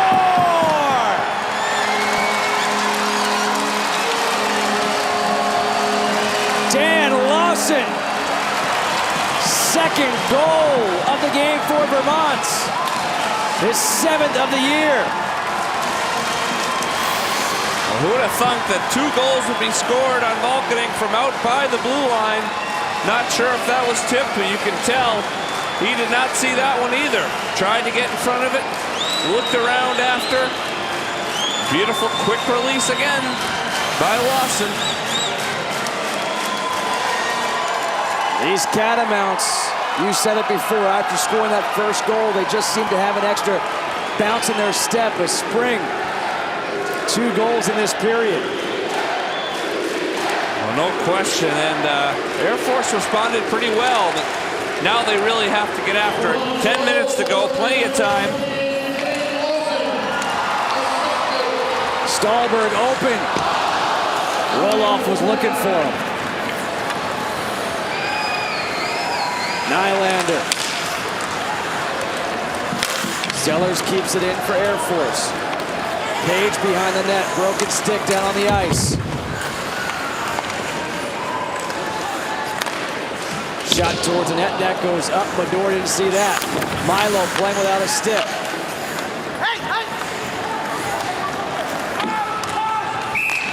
And that's offsides against Air Force. We've got more hockey coverage tonight with 2 more games. First at 9, the West Regional Final. Miami versus Minnesota Duluth. And then at 11, the Northeast Regional Semifinal. New Hampshire versus North Dakota. That's coming up tonight. The NCAA Hockey Championship presented on ESPNU by Enterprise Rent-A-Car. For more information, log on to ESPNU.com.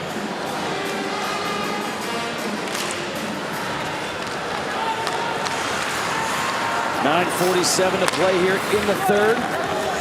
Vermont trailed 1-0 entering the period. 2 unanswered goals against a goaltender that has been red hot. Shutouts in the semifinals and finals of the AHA tournament. And then a shutout against Michigan yesterday in the regional semifinals. Waz Stacy backhands it behind the net. Colin Vaught. Stacy gets it again. Right, just going up against Stacy as they hold the puck near the boards.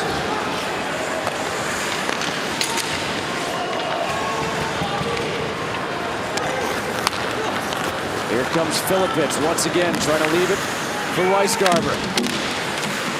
Kept in, Birch, backhand, opening, and Filipich can't get his footing, but Birch is open in the slot, shot, that gets through, goal!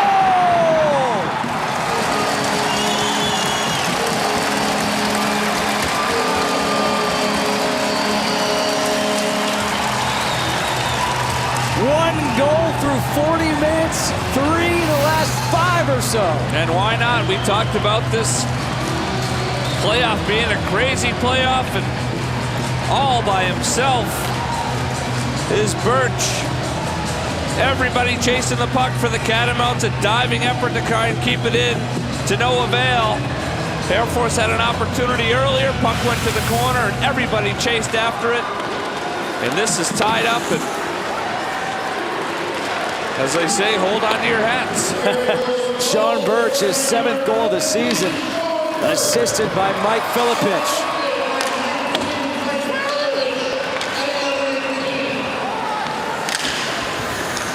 Lawson, who scored the 2nd goal for Vermont, sends it deep. Carlson. Well, back and forth action. You think about what Goaltending has done for this Air Force team. He's picked up his teammates so often. Now his teammates picking him up. No question. By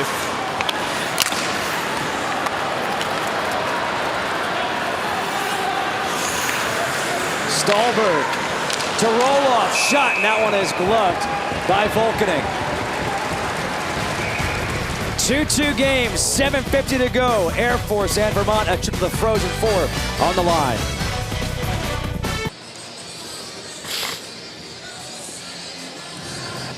We have got ourselves a game here in Bridgeport in the East Regional Final. 2-2, Air Force and Vermont, 7:50 to go in the third. This is what the bracket looks like. Air Force took down Michigan 2-0. Vermont beat Yale 4-1. Meeting here in this final, the two lower seeds in the tournament in this bracket. A trip to the final, Frozen Four at stake. The first ever for Air Force if they could make it. For Vermont, their second first since 1996. And we talked about it. Can Air Force respond? You said they responded well to the first Vermont goal. They didn't put one in. They responded well to the second one. They put one in. No question. Very impressed with the, the no quit in Air Force. Not that you'd ever think somebody at Air Force would quit. So yeah, you kind of knew it was coming, but a nice job, and scored the goal right in front of the net. Nobody covering Birch, and here we go. Cullity out in front, off the side of the net by Roloff. Cullity plays it to Burrows. His wrister, that gets blocked by Milo. Olsen carrying it out for Air Force. Lifts it, looking for Freider. Stahlberg gets it back. Burrows in the neutral zone. Milo over the blue line. The puck just sitting there, but Jim Hayner's got it. Hayner carries it over, looking to get to his forehand. Lifts it, and that one is gloved by Mador. Let's go down for Ken Hodge for an update. Hey guys, you talked about it, how Vermont scored their 2 goals. They came into this period wanting to spread out their offense in the offensive zone. You saw the pucks move from the left point man all the way to the right point man, who was maybe, 3 feet off those boards. That's spreading out the Air Force defenseman and getting those shots down to the front of the net. And Damien, I absolutely agree with you. Great response by Air Force, coming right back, 2-3 minutes later and getting that equalizer. And now we got a ball game with 7 minutes to go, guys. Yeah, no question. A nice job by Air Force, Kenny, as you said, going board to board with their defensemen.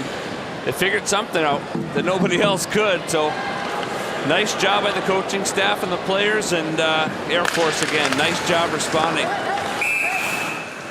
We've got 4-on-4 here, matching penalties. For Air Force, Brent Olsen. For Vermont, Brian Roloff.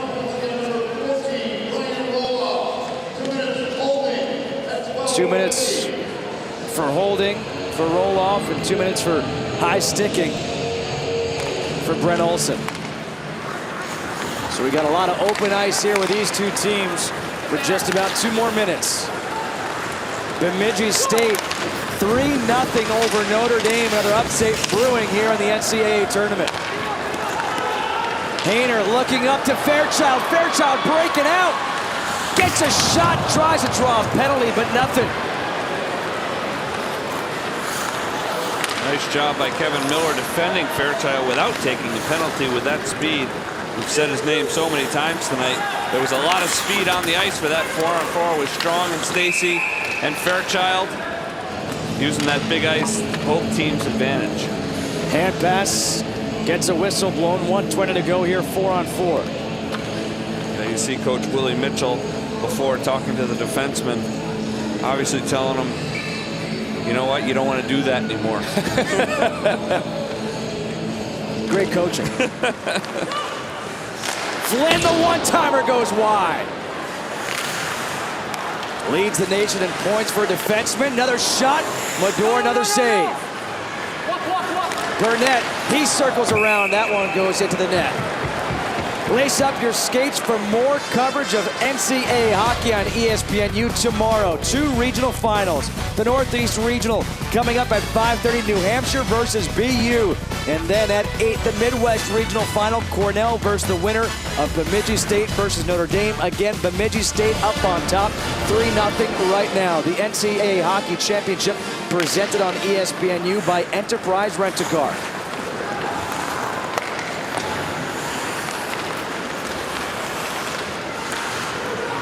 Hayner plays it back. 53 seconds to go here on the 4-on-4. Hayner comes up the near side.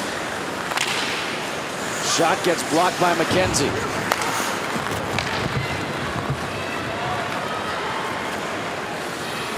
McKenzie looking up. Carlson over to Vaught. Vaught's been dangerous. Carries it all the way around. Back up top for Cullity. Carlson in the corner. Stahlberg just onto the ice.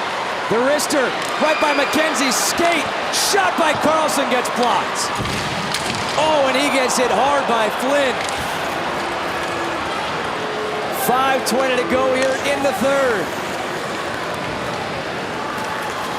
Fairchild stops, shoots, and that gets blocked. Nice play again with a cutback move with Fairchild. Lefty coming down the right side, and here's a break. Burnett with Olsen on one side. Freider back, and they can't connect. Back and forth we go. 2-2 under 5 to go in the third. Well, the players look like they're just going to open it up and go for it, which is the way it should be. Freider runs into 2 players. He goes down. Vaughn has it for Roloff.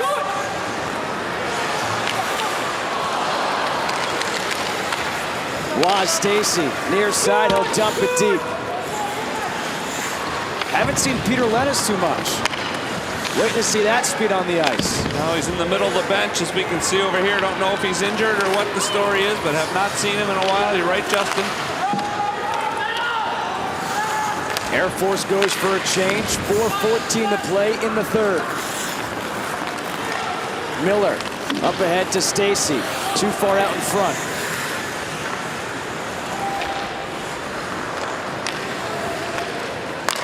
Scott Kozlak.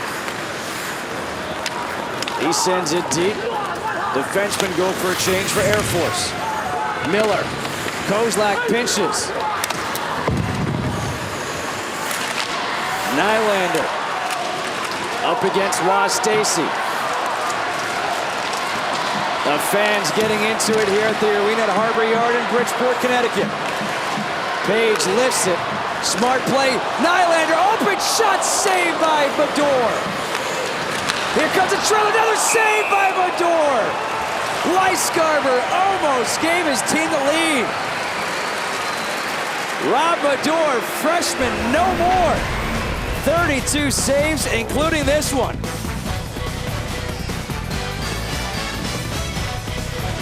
That game is on ESPN Classic. Virtually every game in this championship could then go on ESPN Classic. We had Air Force beating Michigan a 4-1, Vermont over Yale. Miami, Ohio, another 4-1 beating Denver. Minnesota Duluth, an epic comeback against Princeton in the final seconds. How about New Hampshire over North Dakota? Another epic comeback. Cornell beats Northeastern. Just unbelievable play in this tournament. Yeah, Cornell again scores 2 in the last 4 minutes or so. And here we are. This is sudden death right here if you want to think about it. 3 minutes to go, and no mistakes can be made at this point. Stahlberg comes down, and that's going to be an offside. Let's go down to our third reporter, our on-ice level reporter, Ken Hodge. Hey guys, you talked about Peter Lennis. Well, what Vermont has done in this period is they've cut down to only 3 lines. So they've mixed and matched their lines a little bit. I think Downey's playing more than Carlson's been playing. So it's been interesting to see how, with no more timeouts in the rest of this game, and if it happens to go to overtime, how that's going to affect both teams. Guys, back upstairs. Dude, are you surprised that Lennis is the guy who's out? Well, you just don't know what the reason is. So I can't say I'm surprised or not. You don't know if he's hurt, and that's why they went down, or what the story is. You can see him in the middle of the bench bending down. They don't know what the story is. Certainly know that hitting on Kenny's point, talking to Coach John Micheletto, associate head coach, they love the way Jack Downing is playing all year and certainly right now. So I'm not surprised to see him getting more ice time, especially in this crucial situation. McKenzie, wrister, that gets blocked by the captain, Filipich. He gets another shot. That one goes all the way through. McKenzie again, Filipich able to deflect it. Clears the zone. The bouncing puck, that's dangerous. And it's a hand pass. We're going to have a face-off coming up in the offensive circle for Air Force. Yeah, another one of those rules now. Hand pass goes all the way in the zone, and here comes Peter Lennis out on the ice with Downing and Carlson. An interesting combination here.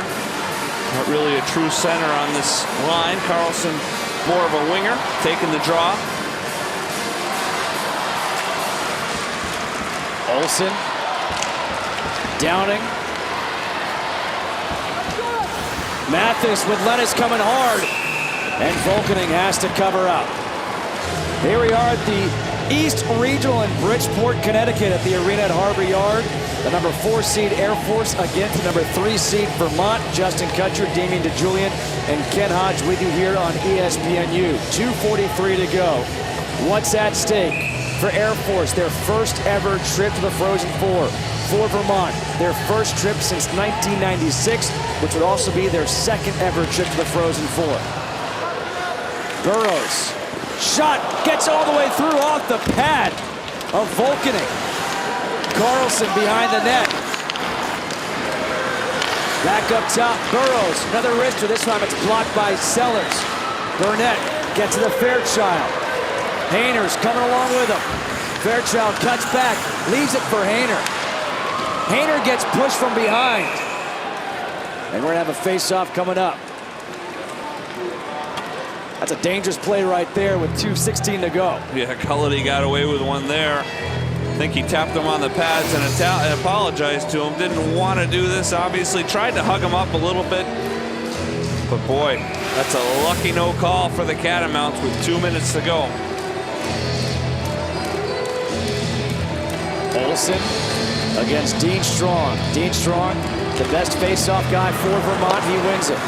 Just put it in his own net. He won it so strongly. No pun intended. Strong. Vach once again. Lamoureux comes back to help out. Strong. Ross Stacy. Medved asking for it. Gets through him. Here comes Olsen. Can Olsen beat Medved? Great effort by both guys. 144. You know they're tired. 2-2 game. Vach against Flynn. Good defense by Flynn, the senior. Center ice. Roll off. Kept in. Milo. 1-on-2 shot. Saved by Volkening. He sticks it aside. Great play by Volkening after that save. And Milo, as we said yesterday, has been a big-time game-winning goal guy for the Catamounts early this year. Almost had another one. Roll off the wrister. That gets blocked. Freider. He's just going to dump it, and Air Force goes for a change. 1:05 to go here in the third.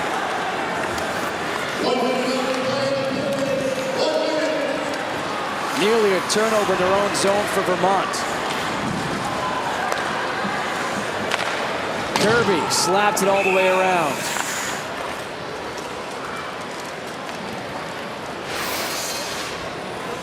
Andrew Volkening, we said how big he's come up against Justin Milo. That's the play right there. Shoveling it away with a stick. Yeah, it's a great play. Very smart play. You saw Milo come bearing down on him. Again, Milo has been Mr. Clutch for the Catamounts. A nice job by both players. Milo getting that quick shot off. Volkening, nice job to sweep it away to the side. 45 seconds to go here in the third. Birch, Lennis, 3-on-2. Lennis, the wrister goes just wide.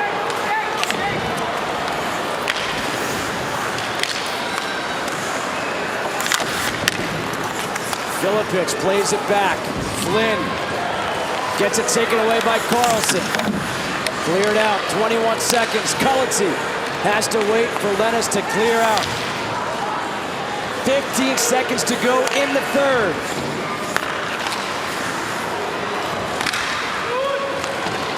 Seven seconds to play. Flynn. Sellers. 1 second. And we are going to overtime in this East Regional Final. 3 goals in the period. 2 by Vermont, 1 by Air Force. Does it get better than this? No, sir. What a huge period for both teams responding. Let's get after it for some overtime. Let's get you back to Lowell Galindo for the SportsCenter U Intermission Report. That is the destination for these two teams, Vermont and Air Force, trying to go to Washington, D.C. for the Frozen Four. 2-2 as we go to overtime. It doesn't get any better than this. Well, you wonder what's going through the heads of these players. They got to be excited, but at the same time, you got to be a little nervous. Do you come out? Are you cautious or are you aggressive? What is it? Well, I think it depends on your mindset, obviously. I think they're both going to go for it. They're both having fun. It looks like they opened it up at the end of that third, so hopefully it'll stay the same way. Ross Stacy sends it deep. Volkening stops the puck. Sellers. Olsen breaks out here for Air Force. Ryder gets checked by Burrows. Olsen back behind the net. Sellers off the boards. Lamoureux lets it go. Olsen, the slap shot, the rebound goes off the side all the way out to Stacy. Vermont goes for a change, as does Air Force. As I said in the third, it's been a very well-played game, a clean game. Credit the officials for letting these guys play. They haven't had to let too much go, but a couple of near calls they let go in a good way. And they've done a great job here tonight, the officiating crew all weekend, but tonight especially very well-played game by both teams. Burnett to Fairchild. Fairchild sends it towards the net. Medora sticks it away. Fairchild lying on top of it. 2-2 here in overtime. Really sudden death. First goal wins. Yeah, no question. It's fun, and you grow up playing hockey in the backyard. Certainly Jacques Lamoureux did. I'm sure he played with his brothers and sisters, dreaming about scoring that goal to send you to the Frozen Four. Here's an opportunity for everybody to do that. Roloff sends it all the way around. Victor Stahlberg had a chance in the third period. Great goaltending. Andrew Volkening, both guys in net have done a fantastic job here, not just tonight, but in this entire regional. No question, co-MVPs in my mind of this regional. No matter how it shakes out, win or lose for both these guys, they have been tremendous. A turnover. Lennis gets over there, gets his stick taken away, couldn't pull the trigger. Sends one back, loose puck out in front. Peter Lennis, the rink rat, almost made it happen for Vermont. Well, he certainly has a knack for scoring big goals. He's done it for the Catamounts in the past, in overtime, at the end of games. Got to keep your eye on him. Update out-of-town score. Bemidji State leading 4-0 over Notre Dame. Of the 4 #1 seeds, it could be that only BU will go on to advance to a regional final. Well, what do you think Mr. and Mrs. Sartorial say if one of their sons goes to the Frozen Four and one of their sons beats Notre Dame? Frank's brother coaches at Bemidji. Done a great job there building that program, and tough to keep clicking back and forth if you're the Saratori parents. They just have 2 TVs going right now. You'd think so. Olsen on the face-off circle against Strong. Strong once again wins it for Vermont. Ross Stacy looking for Bach. Broken up there. Ryder sends it deep. Lamoureux looking to center it. Shot gets blocked. Loose puck out in front. Goes off the side.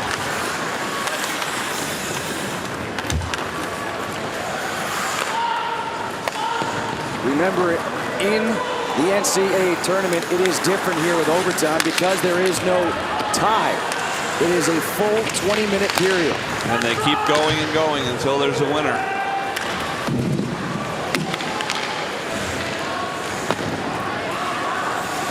Sellers sent it deep. Air Force gets a change in. Gulitsy. He'll go for a change. Flynn around the boards. Toward the line did Birch. Filipich. He's had a nice night. Sends it towards the net. Filipich behind the net. Out in front.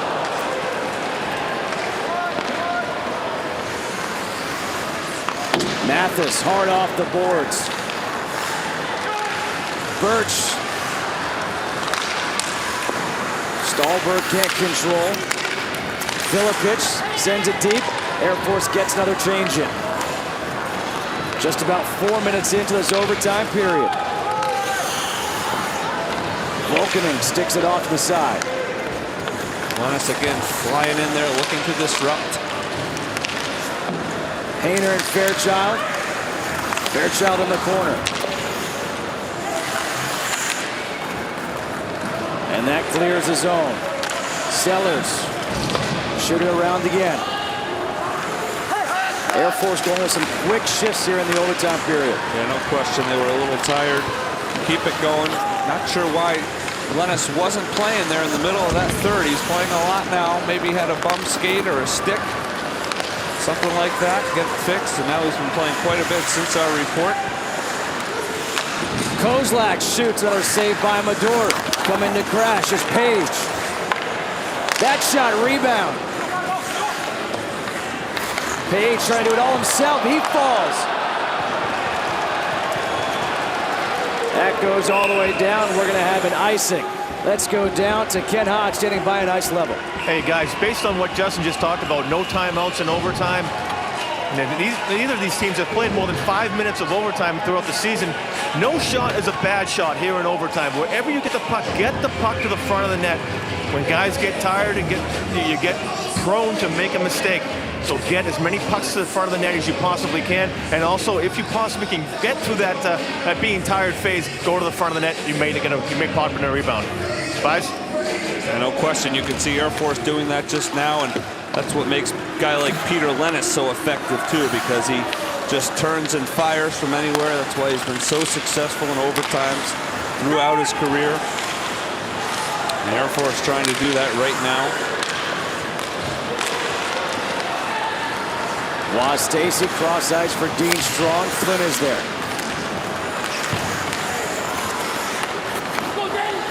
Colin Vaught coming off the bench. Nearly had the opportunity.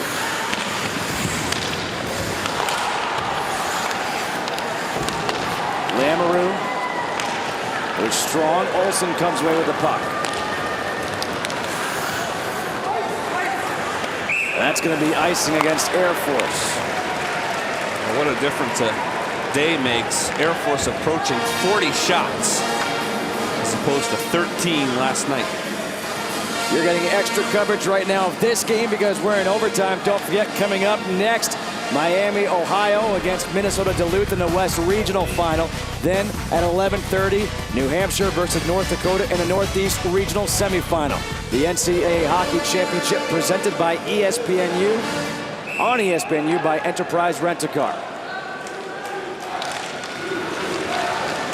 Stahlberg turns and shoots. That goes wide. Here comes Olsen. Along with Freider. Shoots and a glove save by Mador. Mador sounds like Brador. That speaks right to Kenny's point. Get over the blue line, shoot that puck, hope for a rebound, get to the net, all those things. Nice job by Olsen to just get over, fire. Gotta send guys to the net, whack at anything you can. Hope to break the wall that's on either end of the ice tonight. 39 shots on goal for Air Force. They had 13 against Michigan. 23 for Vermont.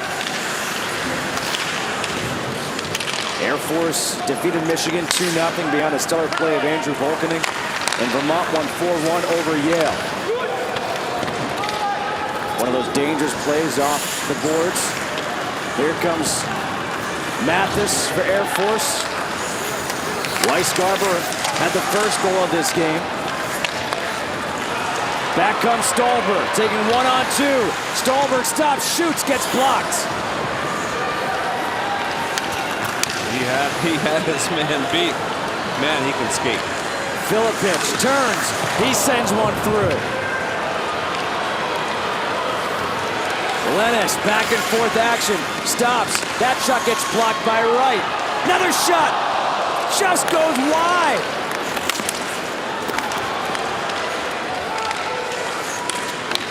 Medved trying to pinch in. Under 13 to go here in overtime. Filipich sends it deep. Here we are in Bridgeport, Connecticut at the arena at Harbor Yard for the East Regional Final. Air Force, Vermont, the 4 seed versus the 3 seed.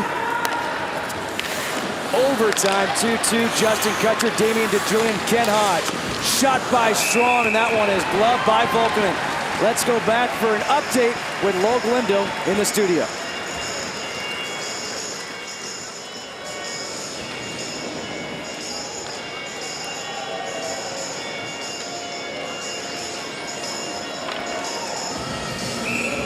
Back here in Bridgeport, 2-2 game, 12:28 to go in overtime. I will say this, the first overtime. You never know. Not in this regional season. We've seen lots of crazy stuff. Continues to go on. Great games all throughout college hockey this weekend. Freider carries it by himself. Tries to go through Lawson. That's not easy to do. Stacy leaves it back for Vaught. Great back check by Olsen. Yeah, I talked to Coach Mike Corbett today, right before the game, assistant coach. He said he really liked the way their team was back checking last night and tonight. Obviously wanted to continue to do that. Impressive back check this late in the game. Nylander. Roloff comes in, breaks it up. Stolberg. Kozlak for Mathis. He's got Page on one side. Toe drag tries to go through. Gets pushed down by Cullity. Well, they're letting them play, that's for sure. You know what? I'm a fan of that. As long as they do it for both teams and continue to do it, I got no problem with that. Plays that don't hurt anybody or really don't affect a big-time scoring chance, I have no problem as long as it's consistent, and so far it has been. A trip to the Frozen Four on the line. Sudden death here in overtime. Absolutely, let him go. These fans love it, the players love it. We've got icing here against Vermont. Yeah, always tough for a game winner, especially sending to the Frozen Four to be determined on a power play, as I said, unless the player's in all alone and takes away a clear scoring opportunity or somebody gets injured by a hit from behind, something like that. I think at this point you have to let them play a little bit. Hayner versus Carlson in the face-off circle. Again, won by Vermont. Kyle Medbeck with that long reach. Gets it back, brings it over the blue line. Under 11 to play. Shots here in the overtime. 5 for Air Force, 2 for Vermont. Downing gets pushed down. Fairchild circles back around. There's that little guy, Lennis, creating problems. Off the boards. He's a pest, and I say that in the kindest way. You being his former coach, you can say that. I can't. Yeah, he's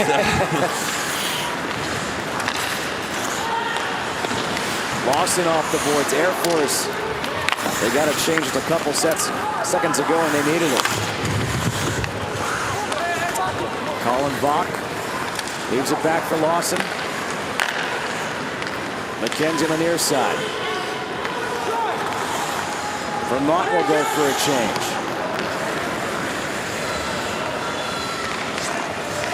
Greg Flynn. That pass goes right to the stick of McKenzie. Stolberg trying to break out against Kirby. Stolberg turns and shoots. And Volkanen makes another save in the slot. That one goes off the stick by Milo. Talk about what's at stake. First trip to the Frozen Four for Air Force. Stolberg again leaves it back. And that clears the zone. But how about for Stolberg? If he makes the Frozen Four, his family comes from Sweden. Off the boards, nearly an opportunity. wow, that would have been a shame. Tough bounce. You know, Stolberg has been very dangerous in this overtime. He's getting behind defenders. He's just... Here's a turnover. Freider goes to the backhand, but poked away. Olsen sends one towards the net again. Great play by McKenzie to poke that away at the last second. This is fun. Imagine being down there on the ice. Yeah. I'm nervous that I'm not a coach anymore. Can you imagine what they feel like? Take a look. Puck laying right out there for Freider, and a nice job by McKenzie to dive and poke it away. Both teams now slow to come back on the ice. You can see the fatigue starting to come in. 8 minutes to go. We get down to that 5-minute mark as we always talk about. Now in overtime, it's going to creep in a little earlier. You know, it's funny because coaches, players, they say with the TV timeouts disrupts the flow. Right now, I think they'd like a TV timeout. They might need one, at least a quick one. That's going to be icing against Air Force. Lace up your skates for more coverage of the NCAA Hockey Championship on ESPNU tomorrow with 2 regional finals. New Hampshire against Boston University in the Northeast Regional, and Cornell will take on Bemidji State or Notre Dame in the Midwest Regional Final. Right now, Bemidji State leads 4-1. The NCAA Hockey Championship presented on ESPNU by Enterprise Rent-A-Car. The number 4 seeds in this tournament, 2-0.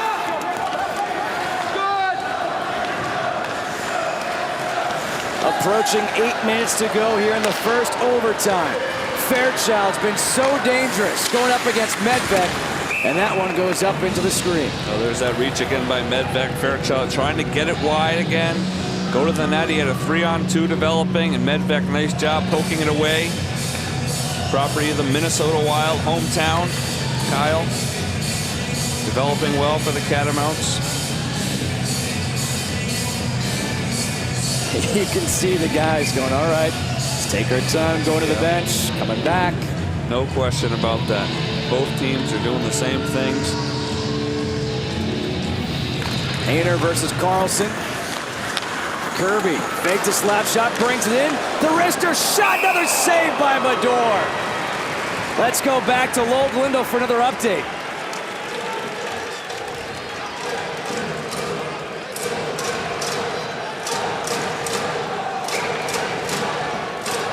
Wow, Villanova goes to the Final Four. In basketball, they'll join UConn. 2 Big East teams in there. Villanova taking down Pittsburgh. Vermont. Lennis, the slap shot. Watch out, upper deck. When you sit up there, you don't think you're getting a puck. No, not with the netting. Unless you're at Maine. We've spoken about.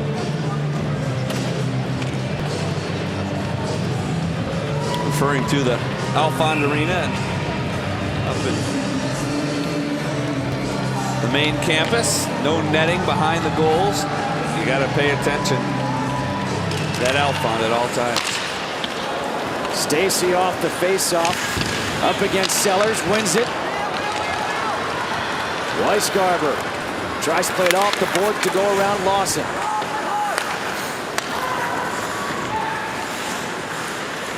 Drew McKenzie to Lawson.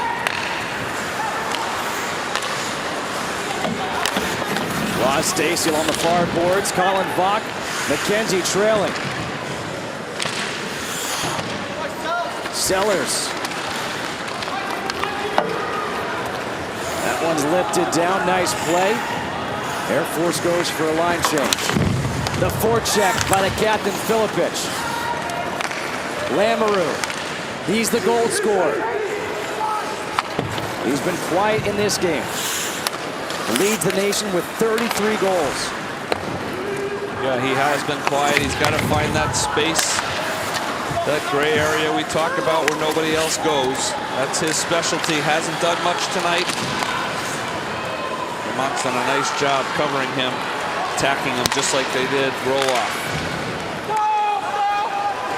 Vermont will go for a change, an aggressive forecheck here by Roloff, just like Air Force had on their last possession. Scott Mathis carries all the way through, rifles one just wide. That one went high in the air. That's what you got to do, though. Take those shots. It's a nice job just getting over, firing it, getting a change.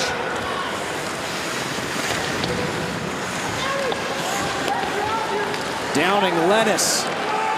Lennis, the backhand. Rebound. Oh, another opportunity for Vermont. He'll shoot it. He'll shoot it from anywhere. Lennis gets it back. Up top for Burrows. A wrister gets blocked. Great effort. Page with Kozlak. Looking for someone, and he can't connect with Kozlak. Well, Burrows and Lawson have been excellent for the Catamounts tonight, getting shots, creating offense, and then getting back on the defensive end, too. Two very good players for the Cats. Waz Stacy. Strong lifts it back in. Approaching 5 minutes to go here in the first overtime. Turnover. Stacy can't control it, though. Stahlberg was there. He was lurking. Flynn carrying it through. Sends one across.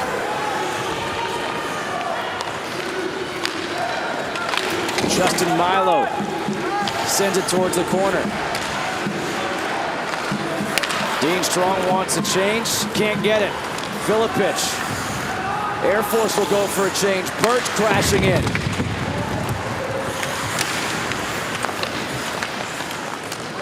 This line for Air Force has done a very nice job throughout this game.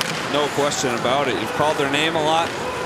Great on the forecheck, creating chances, creating turnovers. Very impressed with these guys. Kirby working alongside Mayra. Michael Mayra with the puck. Circles back around. Cross ice pass for Kirby. Kirby trying to get an opening to shoot, couldn't pull the trigger. Medvec lifts it. Back to play is Flynn. Up ahead, Olsen tips it. 3:40 to go.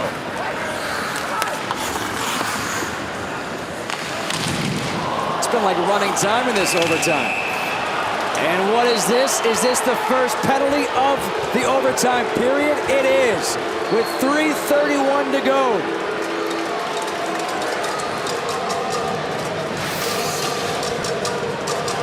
Well, it's going to be Jack Downing, a hit from behind. We talked about it. It's a pretty dangerous hit. A good call by the officials. Gotta be careful in overtime.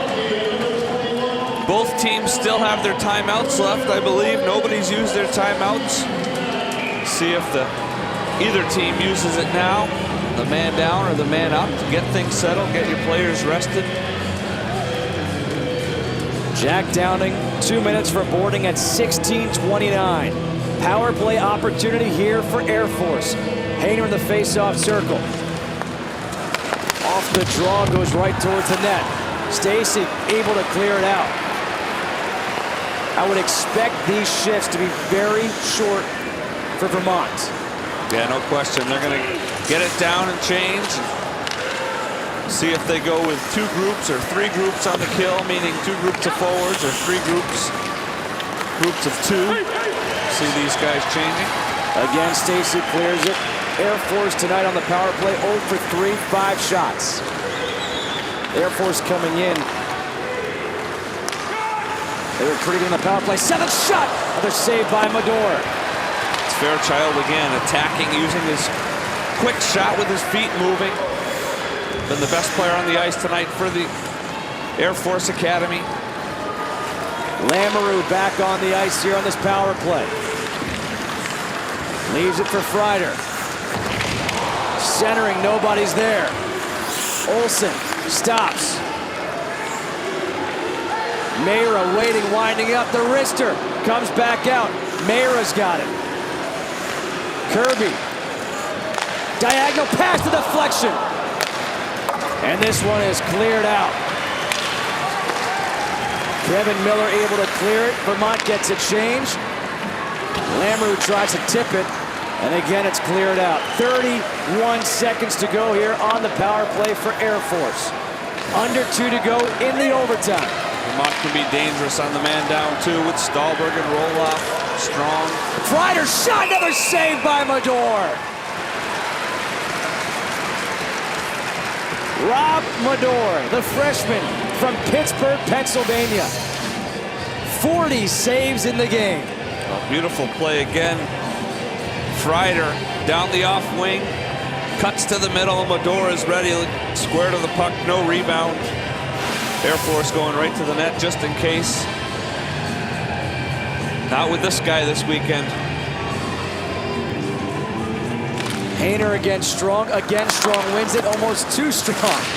Boy, he's terrific on those draws, though. He has been for 4 years for the Catamounts and continues to be just a terrific Mr. Everything for the Cats. 5 seconds to go on the power play. Hayner, Downing jumps out of the penalty box. They kill off the penalty. 1:25 to play in the overtime. Watch Lennis, he's out there, but Fairchild has the puck. Leaves it back, Hayner shoots, goes up high. Burnett goes down to the ice, he's got to get over to the bench. Carlson, as we approach a minute to go in the overtime, sends it deep. Vermont goes for a change.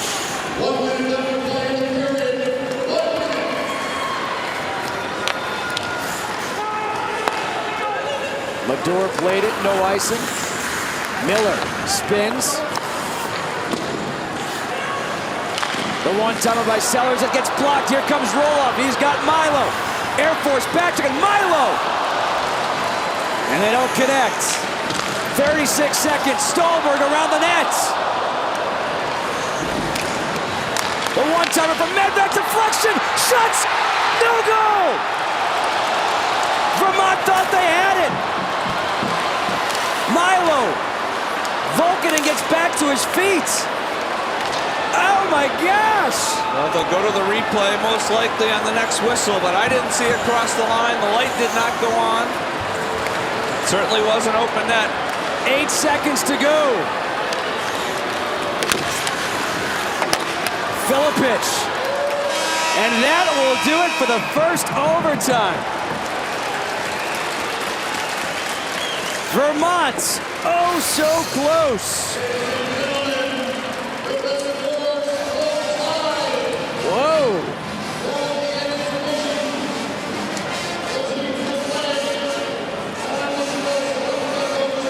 Wow. They're gonna have to review that, no? Do it. Go to the upstairs camera right here and see if it crosses the goal line. Can't tell. Oh my gosh. Air Force already leaving the ice. Vermont is waiting to find out. You can't get much closer. It's gotta be conclusive evidence. Tough to tell with the stick. The Air Force stick. Got to go all the way over the line. Looks like his stick is over, not the puck. Brett Nylander coming back, batting it out of the air. The referees for this game, Todd Anderson, Marco Hunt, out of the WCHA.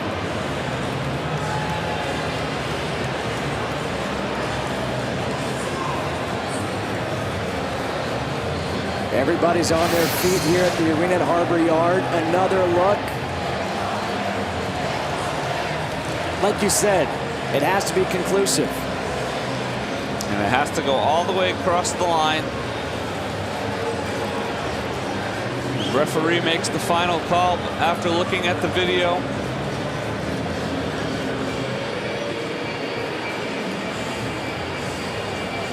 It was Stahlberg who got the shot off.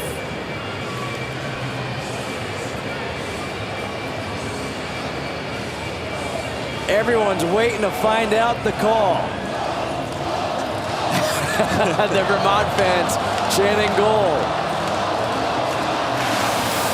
Interesting way to end a game. Referee still talking about it. If it were to end, Air Force off the ice, Catamount staying on the ice. They're still discussing. They have help from upstairs. I can't imagine this game ending like this. It would be interesting. Here we go. No goal. We're going to a second overtime.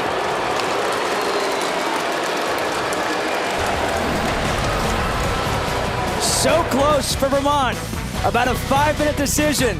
The decision is let's go to Logolindo for the intermission report. Time period, 2-2 Air Force and Vermont in that first overtime. So many close calls for both teams. Well, both teams we talked about, are they going to hang back or are they going to open it up?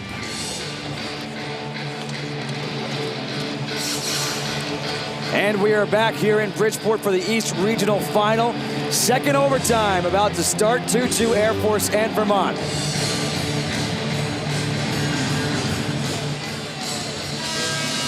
And welcome back to Bridgeport, Connecticut, here for the East Regional Final between Air Force and Vermont. 2-2, so many close calls in that first overtime. Well, we talked about whether or not team's going to hold back.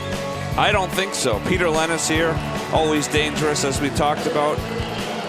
Just a near miss there. You see Air Force getting in, McKenzie tipping it with a stick, and here's the call of the tournament maybe so far. The call of the tournament, the play of the tournament. Referees by talked Brett about Nylander. it. You see the overhead view turned up 10,000 times.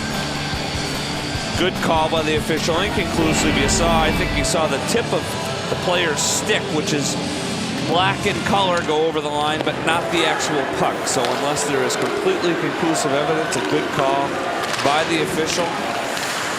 Here we go again. Dean Strong over to Watt. Stacey shoots just wide off a deflection. Here comes Lamoureux. Bach gets stood up by Olsen.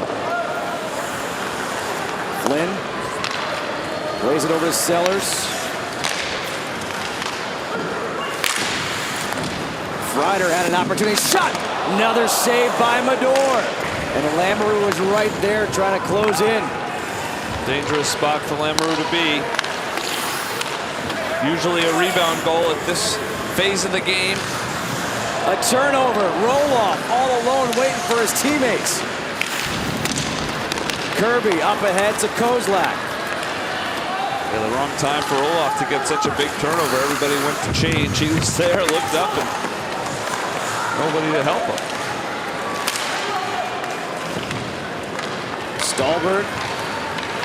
Roloff with Milo. Back to Milo. Mathis with Stahlberg on him. Stahlberg gets it back, shoots! Another save by Volkaning. What an effort by Stahlberg all alone. He's always so dangerous with his speed. Always need to know where he is. Always dangerous to steal a puck with his reach, too. Miami now leading Minnesota Duluth 1-0 in that regional final. McKenzie can't keep it in. Here comes Filipich. Filipich with Lawson closing. He shoots wide. Sellers able to keep it away from Lennis.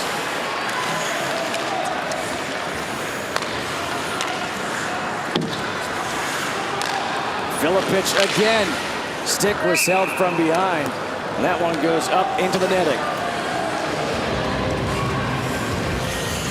We talk about how great of a tournament this has been all across the country. The third overtime game already. Minnesota Duluth came back in stunning fashion to beat Princeton. New Hampshire beat North Dakota today, also in stunning fashion. And here we are. And you said we may have the play of the tournament. Yeah, I mean, in one tournament, how many times do you get a goal scored with 0.8 seconds to go and then 0.3 seconds to go? And then this goal no goal by Vermont into a second overtime, the first time that's happened in this tournament. Let's go back to Logolindo for an update in Charlotte.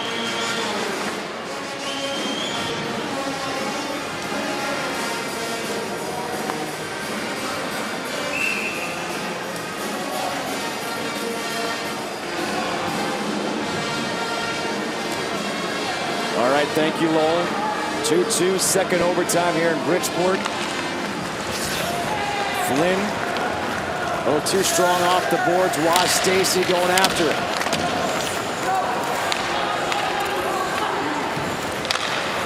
Dean Strong, dangerous cross-ice pass to Kulatu. Page was right there with the stick out, almost. Whoa, that one goes just over the glove of Volkening. Maybe a little knuckle puck. Well, as well as he played, it would have been a pity for him to give up that one. But again, as Haji's been reporting, you got to throw it there, and you never know what happens. Kyle Medved. Roloff gets bumped. Nice play by Kirby. And this could be a hand pass. We're going to face off coming down the other end. All the way down, tough break for Vermont. Hand pass in the offensive zone. It goes all the way back into their defensive zone. Air Force can get a change. Vermont electing not to change. Ainer will be in the face-off circle again for the Air Force Falcons. 28 wins on the season. A new school record. Third straight trip to this NCAA tournament. But yesterday's win against Michigan, their first ever tournament victory. Ainer tries to get a wrister off. That got deflected. Fairchild.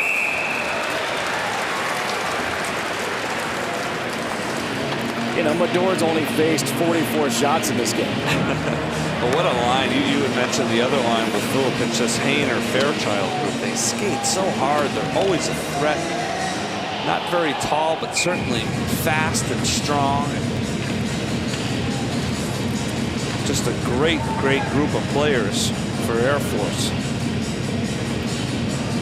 What do you think's more memorable for Hainer? Celebrating his 21st in boot camp or this game?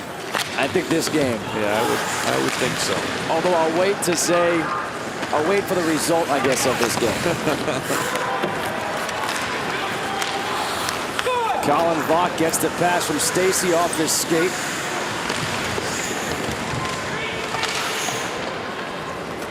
Carlson was out in front waiting for a pass. Here comes Freider.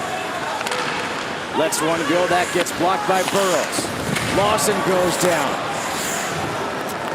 He thought maybe he would have drawn a penalty. Sellers, the one-timer. That's off the elbow of Carlson. Carlson now goes down. Burrows, back check. Nice play by Philippich. Great back check. Big time play this late in the game. Lamoureux. The wrister, that goes wide. Philippich. Here comes Vermont on the counter. Carlson with Downing. And Kirby goes to the corner. Up ahead, Birch. Sean Birch stops. Circles in the backhand. And that gets blocked by Miller.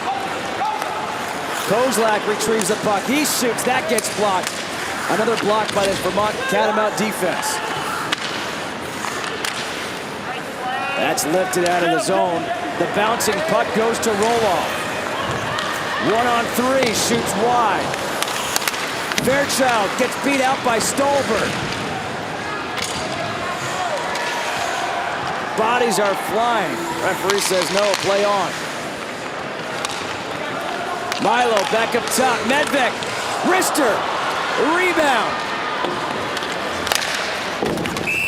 If there is any shot that has given Volkening difficulty in this game, it has been the wrister from the point. No question about it, Justin. Every time they've taken a shot from the point that's gotten through, he's struggled with it a little bit. You see him get handcuffed up top of the chest, near the throat. Couldn't control the rebound. It's a tough play, but Vermont certainly been very effective at shooting that puck from the point, as Kenny pointed out. Spreading that offense out. Here comes the ground crew again. Here they come. And they get the ovation from this crowd. This may help both teams right now. Yeah, I don't break. think they're going to complain about it. No team really has the momentum. If one team had a momentum, you know, it would be tough. But both teams kind of playing back and forth right now, both getting chances. So I'm sure it's a welcome break. Should we get the clock on these guys? We've talked about how great this tournament has been. Let's take a look around what's going on here in the East Regional. Air Force beats Michigan, a 4 beating a 1. The rest regional. Miami beats Denver, a 4-over-1, and Miami's winning. They're beating Minnesota Duluth, who took down Princeton in overtime. Bemidji State defeats Notre Dame 5-1. So only one #1 seed remaining. That's #1 overall seed, Boston University. And Damien, I think when the pairings came out, there was a lot of controversy. People were talking if BU was the #1 overall seed, they had to play Ohio State and then potentially North Dakota, or if there's just versus UNH, they're the only one left. No question. I mean, I thought everybody thought that BU was in the toughest spot. Turns out some other #1s were in a pretty tough spot. So BU took care of business. I see the little smirk on your face because I'm pretty sure you went to school on Com Ave somewhere. I don't root for anybody. Just reporting the facts. Fairchild up ahead to Hayner. Sends it deep around the corner. The fans want to get a wave going, but they realize, wait a minute, it's overtime. It's late. A chip to the frozen forwards in the line. Forget about the wave. If they win, they'll do a wave later. The fans legs are cramped up. They've been sitting so long. Can't get up from their seats. Get them some IVs. Hayner comes in with a hit. Cross ice pass for Vach. Vach is going to dump it in. Vermont goes for a change. Flynn lays it back for Sellers.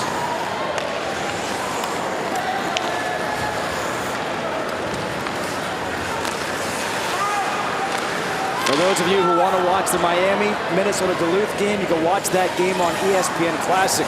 You can also keep it tuned in right here to ESPNU to watch this thrilling overtime game. Second overtime between Vermont and Air Force. And that one in the direction of Magor. He'll glove it, and he'll say, you know what, let's take a face-off. Yeah, those are the ones that make you nervous as a coach and a fan of either team when they come in knuckled in there, scared of a bounce somewhere. Those are the tough ones, especially this late. You got to stay mentally ready. The wave is picking up steam, but it's not nearly as good as it was maybe in the third period. Yeah, well, some people have left. Most have stayed. Credit to the fans here in Connecticut. Great job all weekend by these fans. Even when their home team lost, they stuck around and showed up in numbers today. Cheer on the Cats and the Cadets. And by the host schools of Yale and Fairfield University, putting on a great show here. Great show. People have been great, very helpful, and I'm sure the teams feel the same way. Roloff looking for Milo. That dangerous line of Milo, Roloff, and Stahlberg.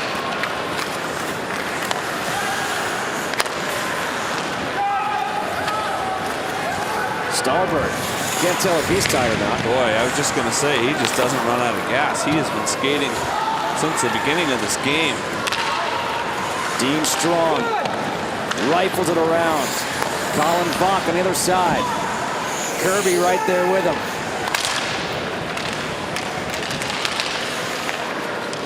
At the point, Cullity for Strong, back to Cullity. Good idea with a give and go. Sends it towards the net off the side. Air Force can use a change right here. No question, they're hemmed in. Nice job by Cullity keeping that offense going.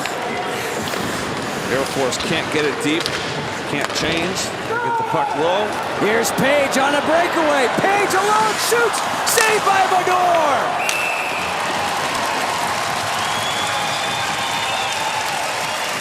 Well, you are not going to get a better chance than that in overtime unless you're going straight down Broadway, but a nice job. Vermont gets caught up. Vach back for a defenseman. Page takes advantage. You see it here coming in on the off side. Tries to go backhand up top. Magor, nice job with a save and covers up. Get a change. That's the save of the night right now. He's had a couple of those.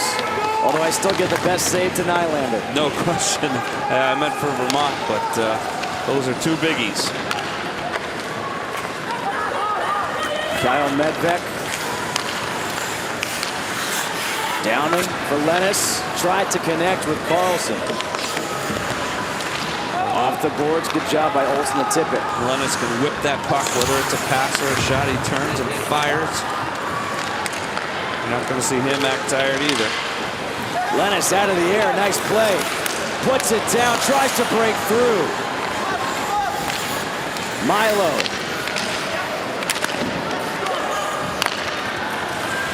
Olsen carries it over the red line. The slapper. That's off the leg of Burrows. Lamoureux looks like he's anticipating plays instead of... Stolberg, wrister again giving trouble to Volkening. Wraps around and he gets taken out.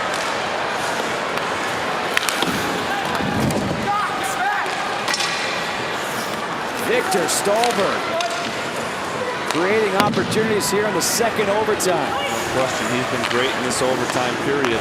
Back to Roloff with Milo. Birch looking ahead for Hayner. Hayner, that's off the leg of Downing. Stolberg says, okay, I'm tired now, need a break. Nice play, and it looked like he stunned Volkening a little bit because he didn't follow the wraparound opportunity by Stolberg. He stayed where he was. Not sure if he was confused where it was or stunned him for a second. Colin Vaught trying to break out. Strong finds him. Vaught against Kirby. Stops, pulls it back, shoots, and that one's gloved by Volkening.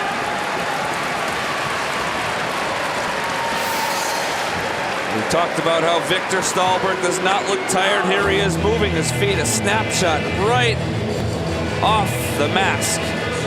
Volkening, he does. He's confused, doesn't know where the puck is. Victor had an opportunity to wrap it. Nice save. Gotta wonder if that woke Volkening up a little bit. Not that he needs to be woken up at this point. That or maybe some more votes on pickpick.com. Kozlak down on the ice in the circle.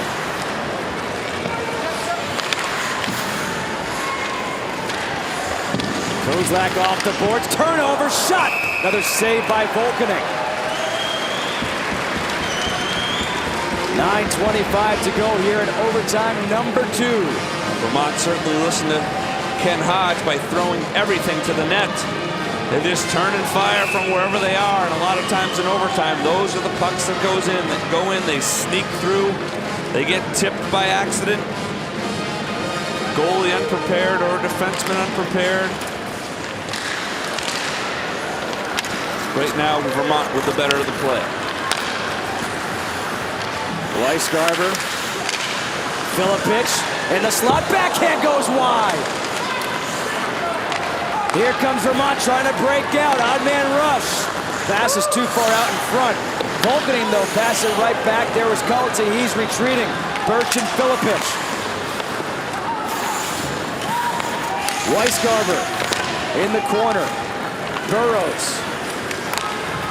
Here's Lennox on the far boards. They'll just dump it in. Mathis plays it cross ice. Looking for Lamoureux.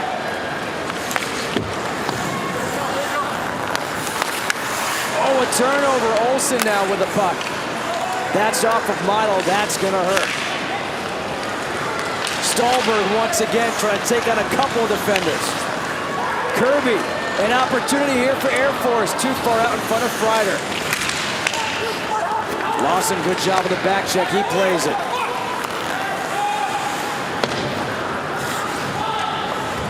Defensive pairing changes here for Air Force, breaking out.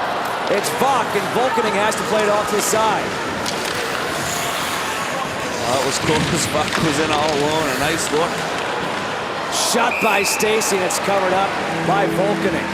The shots are picking up now for Vermont. Well, I'm going to sit down for a second, Justin. See this last shot again. Vermont getting the puck and just firing. Tried to go short side, did Stacy, coming off the seam. Seam is between the defenseman and the forwards, coming off around the top of the circle, known as the seam. Players like to attack that, shoot the puck. Kozlak up ahead. Mayra, Fairchild shoots. Another save by Mador.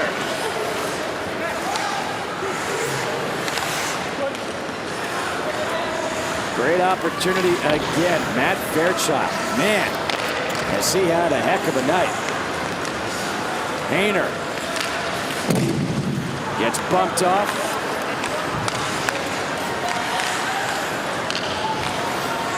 Dean Strong leaning on that stick. He needs to go to the bench for a change. Well, if he's hurt, he looks like he's hurt. Going to the bench. Kozlak coming around, leaves it out off the side of the net.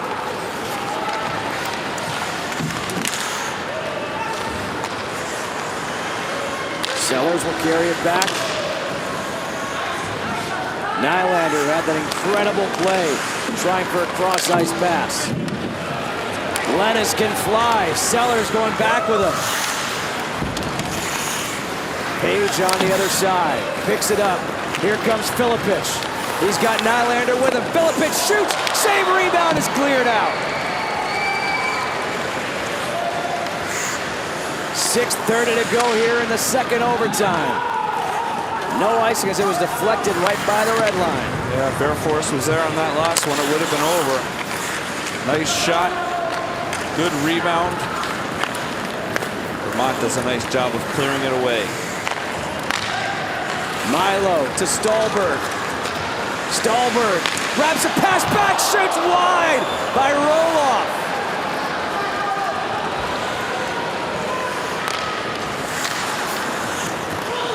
Roloff again off the turnovers, got his line mates. Stacy back for Lawson, shoots. That one goes just wide. Lawson thought he had it. I thought it was in too. I don't know where that hit. Ripped a hole through the net. Lawson can't control it, he falls down. The effort by Olsen. Stacy up ahead to Bach. Tired legs out there on the ice right now. And how can you blame him? Vermont right now again controlling the play. Air Force needs a change. Lamoureux coming down. Tries to send it towards the net. Medved was there to block it. Medved's been very good in this overtime. Medved's got Lennis with him. Kept in by Downing. Now it's cleared out. Burrows.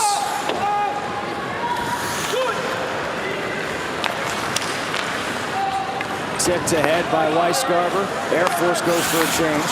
Air Force doing a lot of that now, just getting the puck deep and changing. Running out of steam at the end of this overtime period, 4 minutes to go. Downing going hard after the puck with Fairchild. Fairchild clears it out. Remember, in the first overtime, there was a penalty about 3:31 to go in the period. That was against Vermont. Tipped ahead by Fairchild.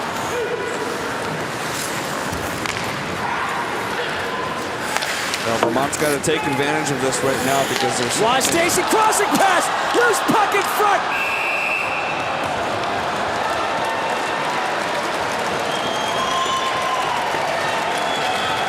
Scott Kozlak in the net. The whistle was blown.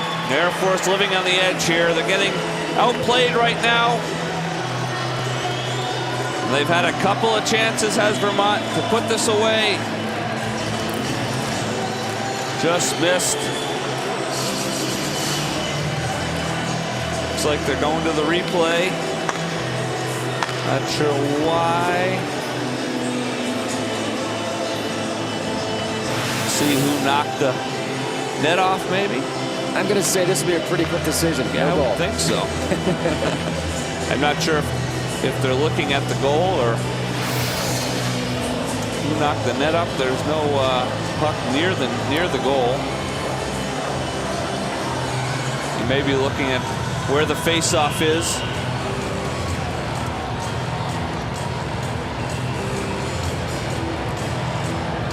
Who knocked the player into the net, into the goal?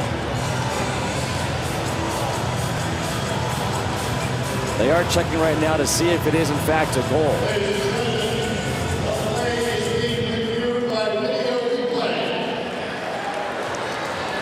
The head coach of Vermont, Kevin Sneddon, he waited a long time for the last decision.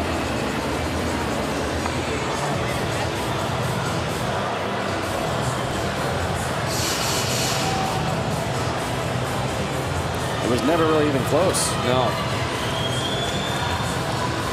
There, it gets swept away after the rebound gets taken out.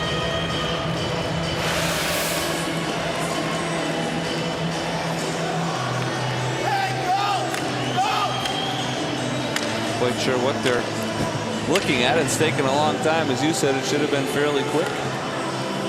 Again, the referees, Todd Anderson, Marco Hunt. Got a split screen here of what they're looking at. Puck hits Balkaning's left leg. Vermont player going into an Air Force player. Dean Strong running into Scott Kozlak, I believe.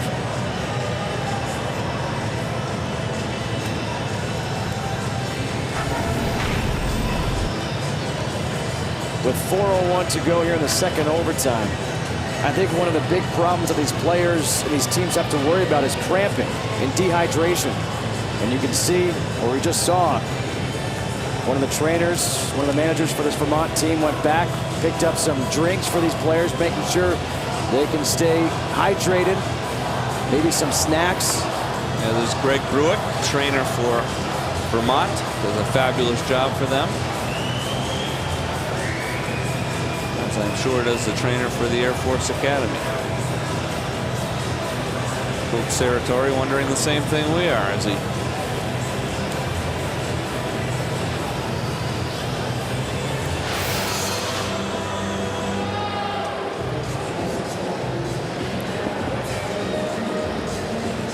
Looking at it again, you can see the puck the entire time.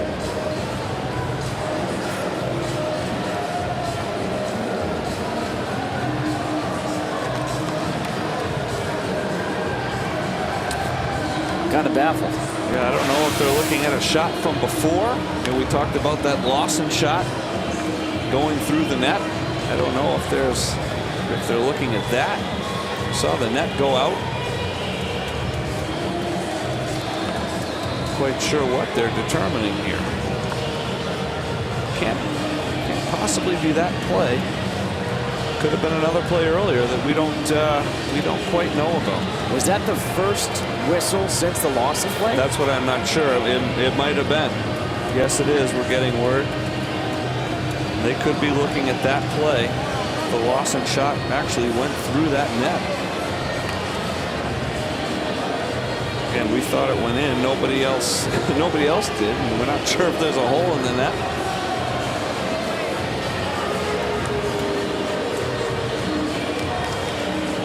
Here's what they're looking at down there.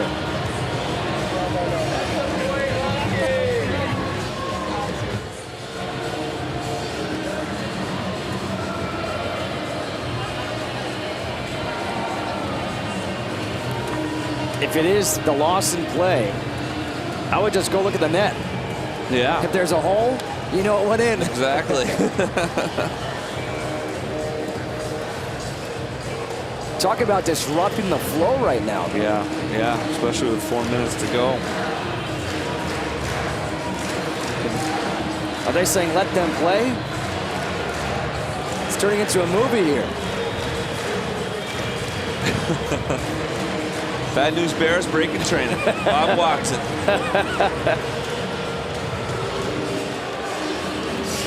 Yeah, it doesn't look like they're looking at that last play. Definitely looking at something different. Don't want our cameraman to see it either. putting their hands up.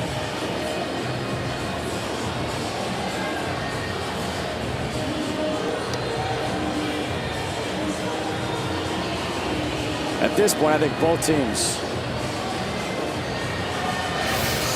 we're trying to figure out exactly what they're looking at.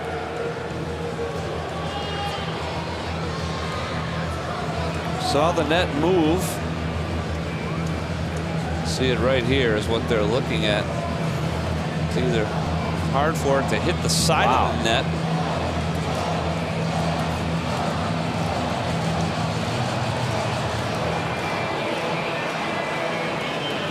I think it's in. Could be.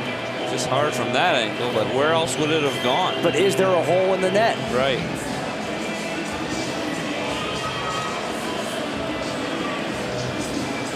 I think it's in. Yeah.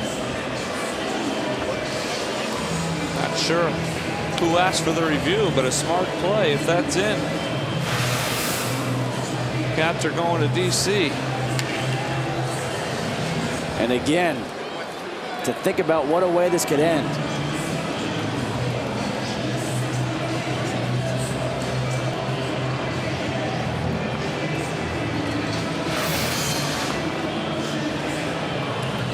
Another look.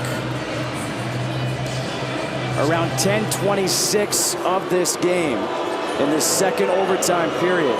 It was a shot off the stick of Dan Lawson. We both said he rifled it.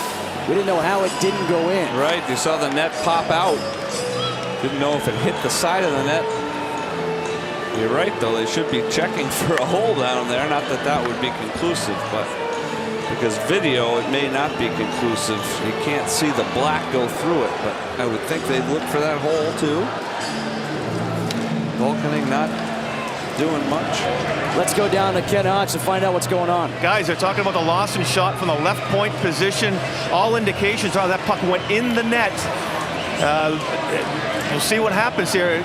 Obviously, again, you go back to the play. Is it inconclusive, or can they see the puck actually going in the net? That's what they're looking at right now. Hey, Ken, real quick, can they or would they go and look at the net to see if there's in fact a hole? Well, if there's no hole, I mean, the puck could go right through the netting. And I know the netting is tight, but it's not going to be that tight. They will go and look at the net. I think ultimately one of the linesmen may go look at the net. But from where I'm seeing, and I'm right on ice level, I don't see a hole in the net. Wow. Here we are. I mean, that play happened about 6.5 minutes ago in game time. Yeah. And to think it could end on that. And I don't know if somebody asked for it to be reviewed, or the refs just remembered the play. You think they might have, I don't know if they can stop the play. I don't think so. Lawson already has 1 goal in this game. Yeah, Lawson and Burrows, 2-point men again. Shots from the point. The UVM fans, they're getting into this. They're standing. Scott Kozlak is not standing. We don't even know if the players on Air Force know what they're looking at. I'm sure that the Cats do. Another look. That's the hole right there.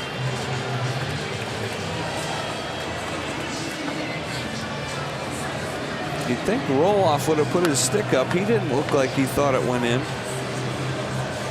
You can definitely see the net move. Yeah, that's the part, and there's no way it would hit the outside of the net from that angle, but you can't see the puck cross the line, or can you? That's the determining factor.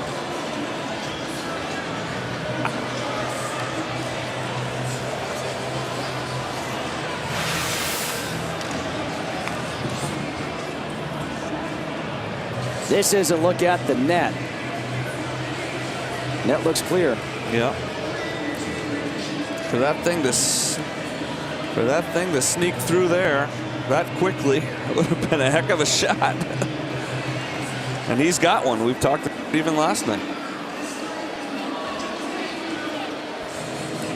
Dan Lawson, 6'3", 250+ pounds. From this angle,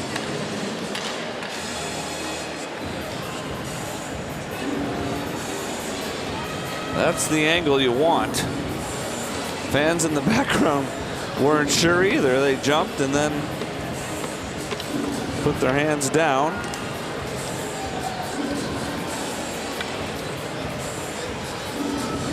I'm just wondering, is it possible from that angle to hit the net right there? Doesn't look like it is. That's what the refs are determining now, and they are taking their time, which is good. They want to get it right. Would hate to have a game end on a wrong replay call.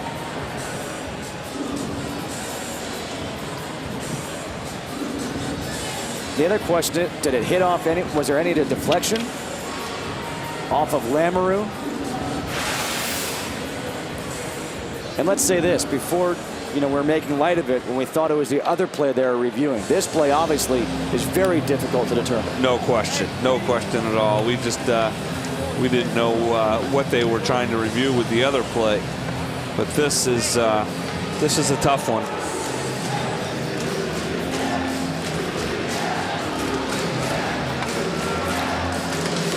The craziness continues here in this NCAA tournament 2009. No question. This is just fitting that this would go into this goal or no goal. Good thing it's a Saturday night. Nobody has a curfew. Dan Lawson hoping that it's a goal. His nickname, Big Country. Not sure if the Air Force staff or players know what they're looking at. Or if they do, they've got a great poker face.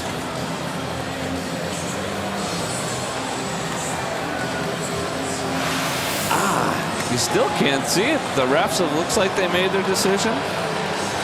Wow, we could hear a loud cheer. We could hear boo. This is going to be interesting. Here we go. Here we go.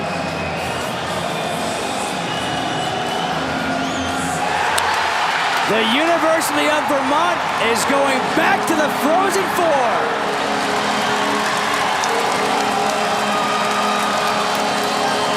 Incredible. Absolutely incredible.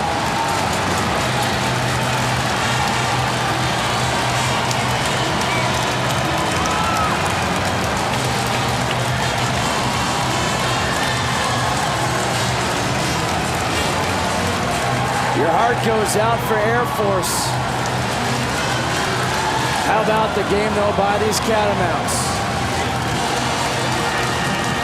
First trip to the Frozen Four since 1996.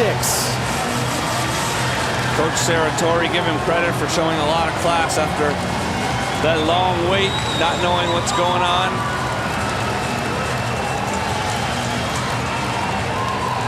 Cats going to DC, and here you have it. Referees took their time. Give them credit for that. You see,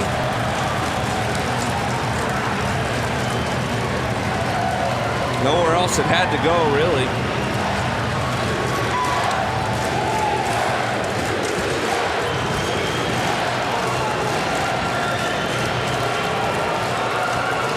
Surely remarkable. When you think about that goal was scored around 10:35, the 10:35 mark in this period. Vermont going to the Frozen Four. They win a double overtime 3-2. Let's go back to Lowell Galindo for SportsCenter U.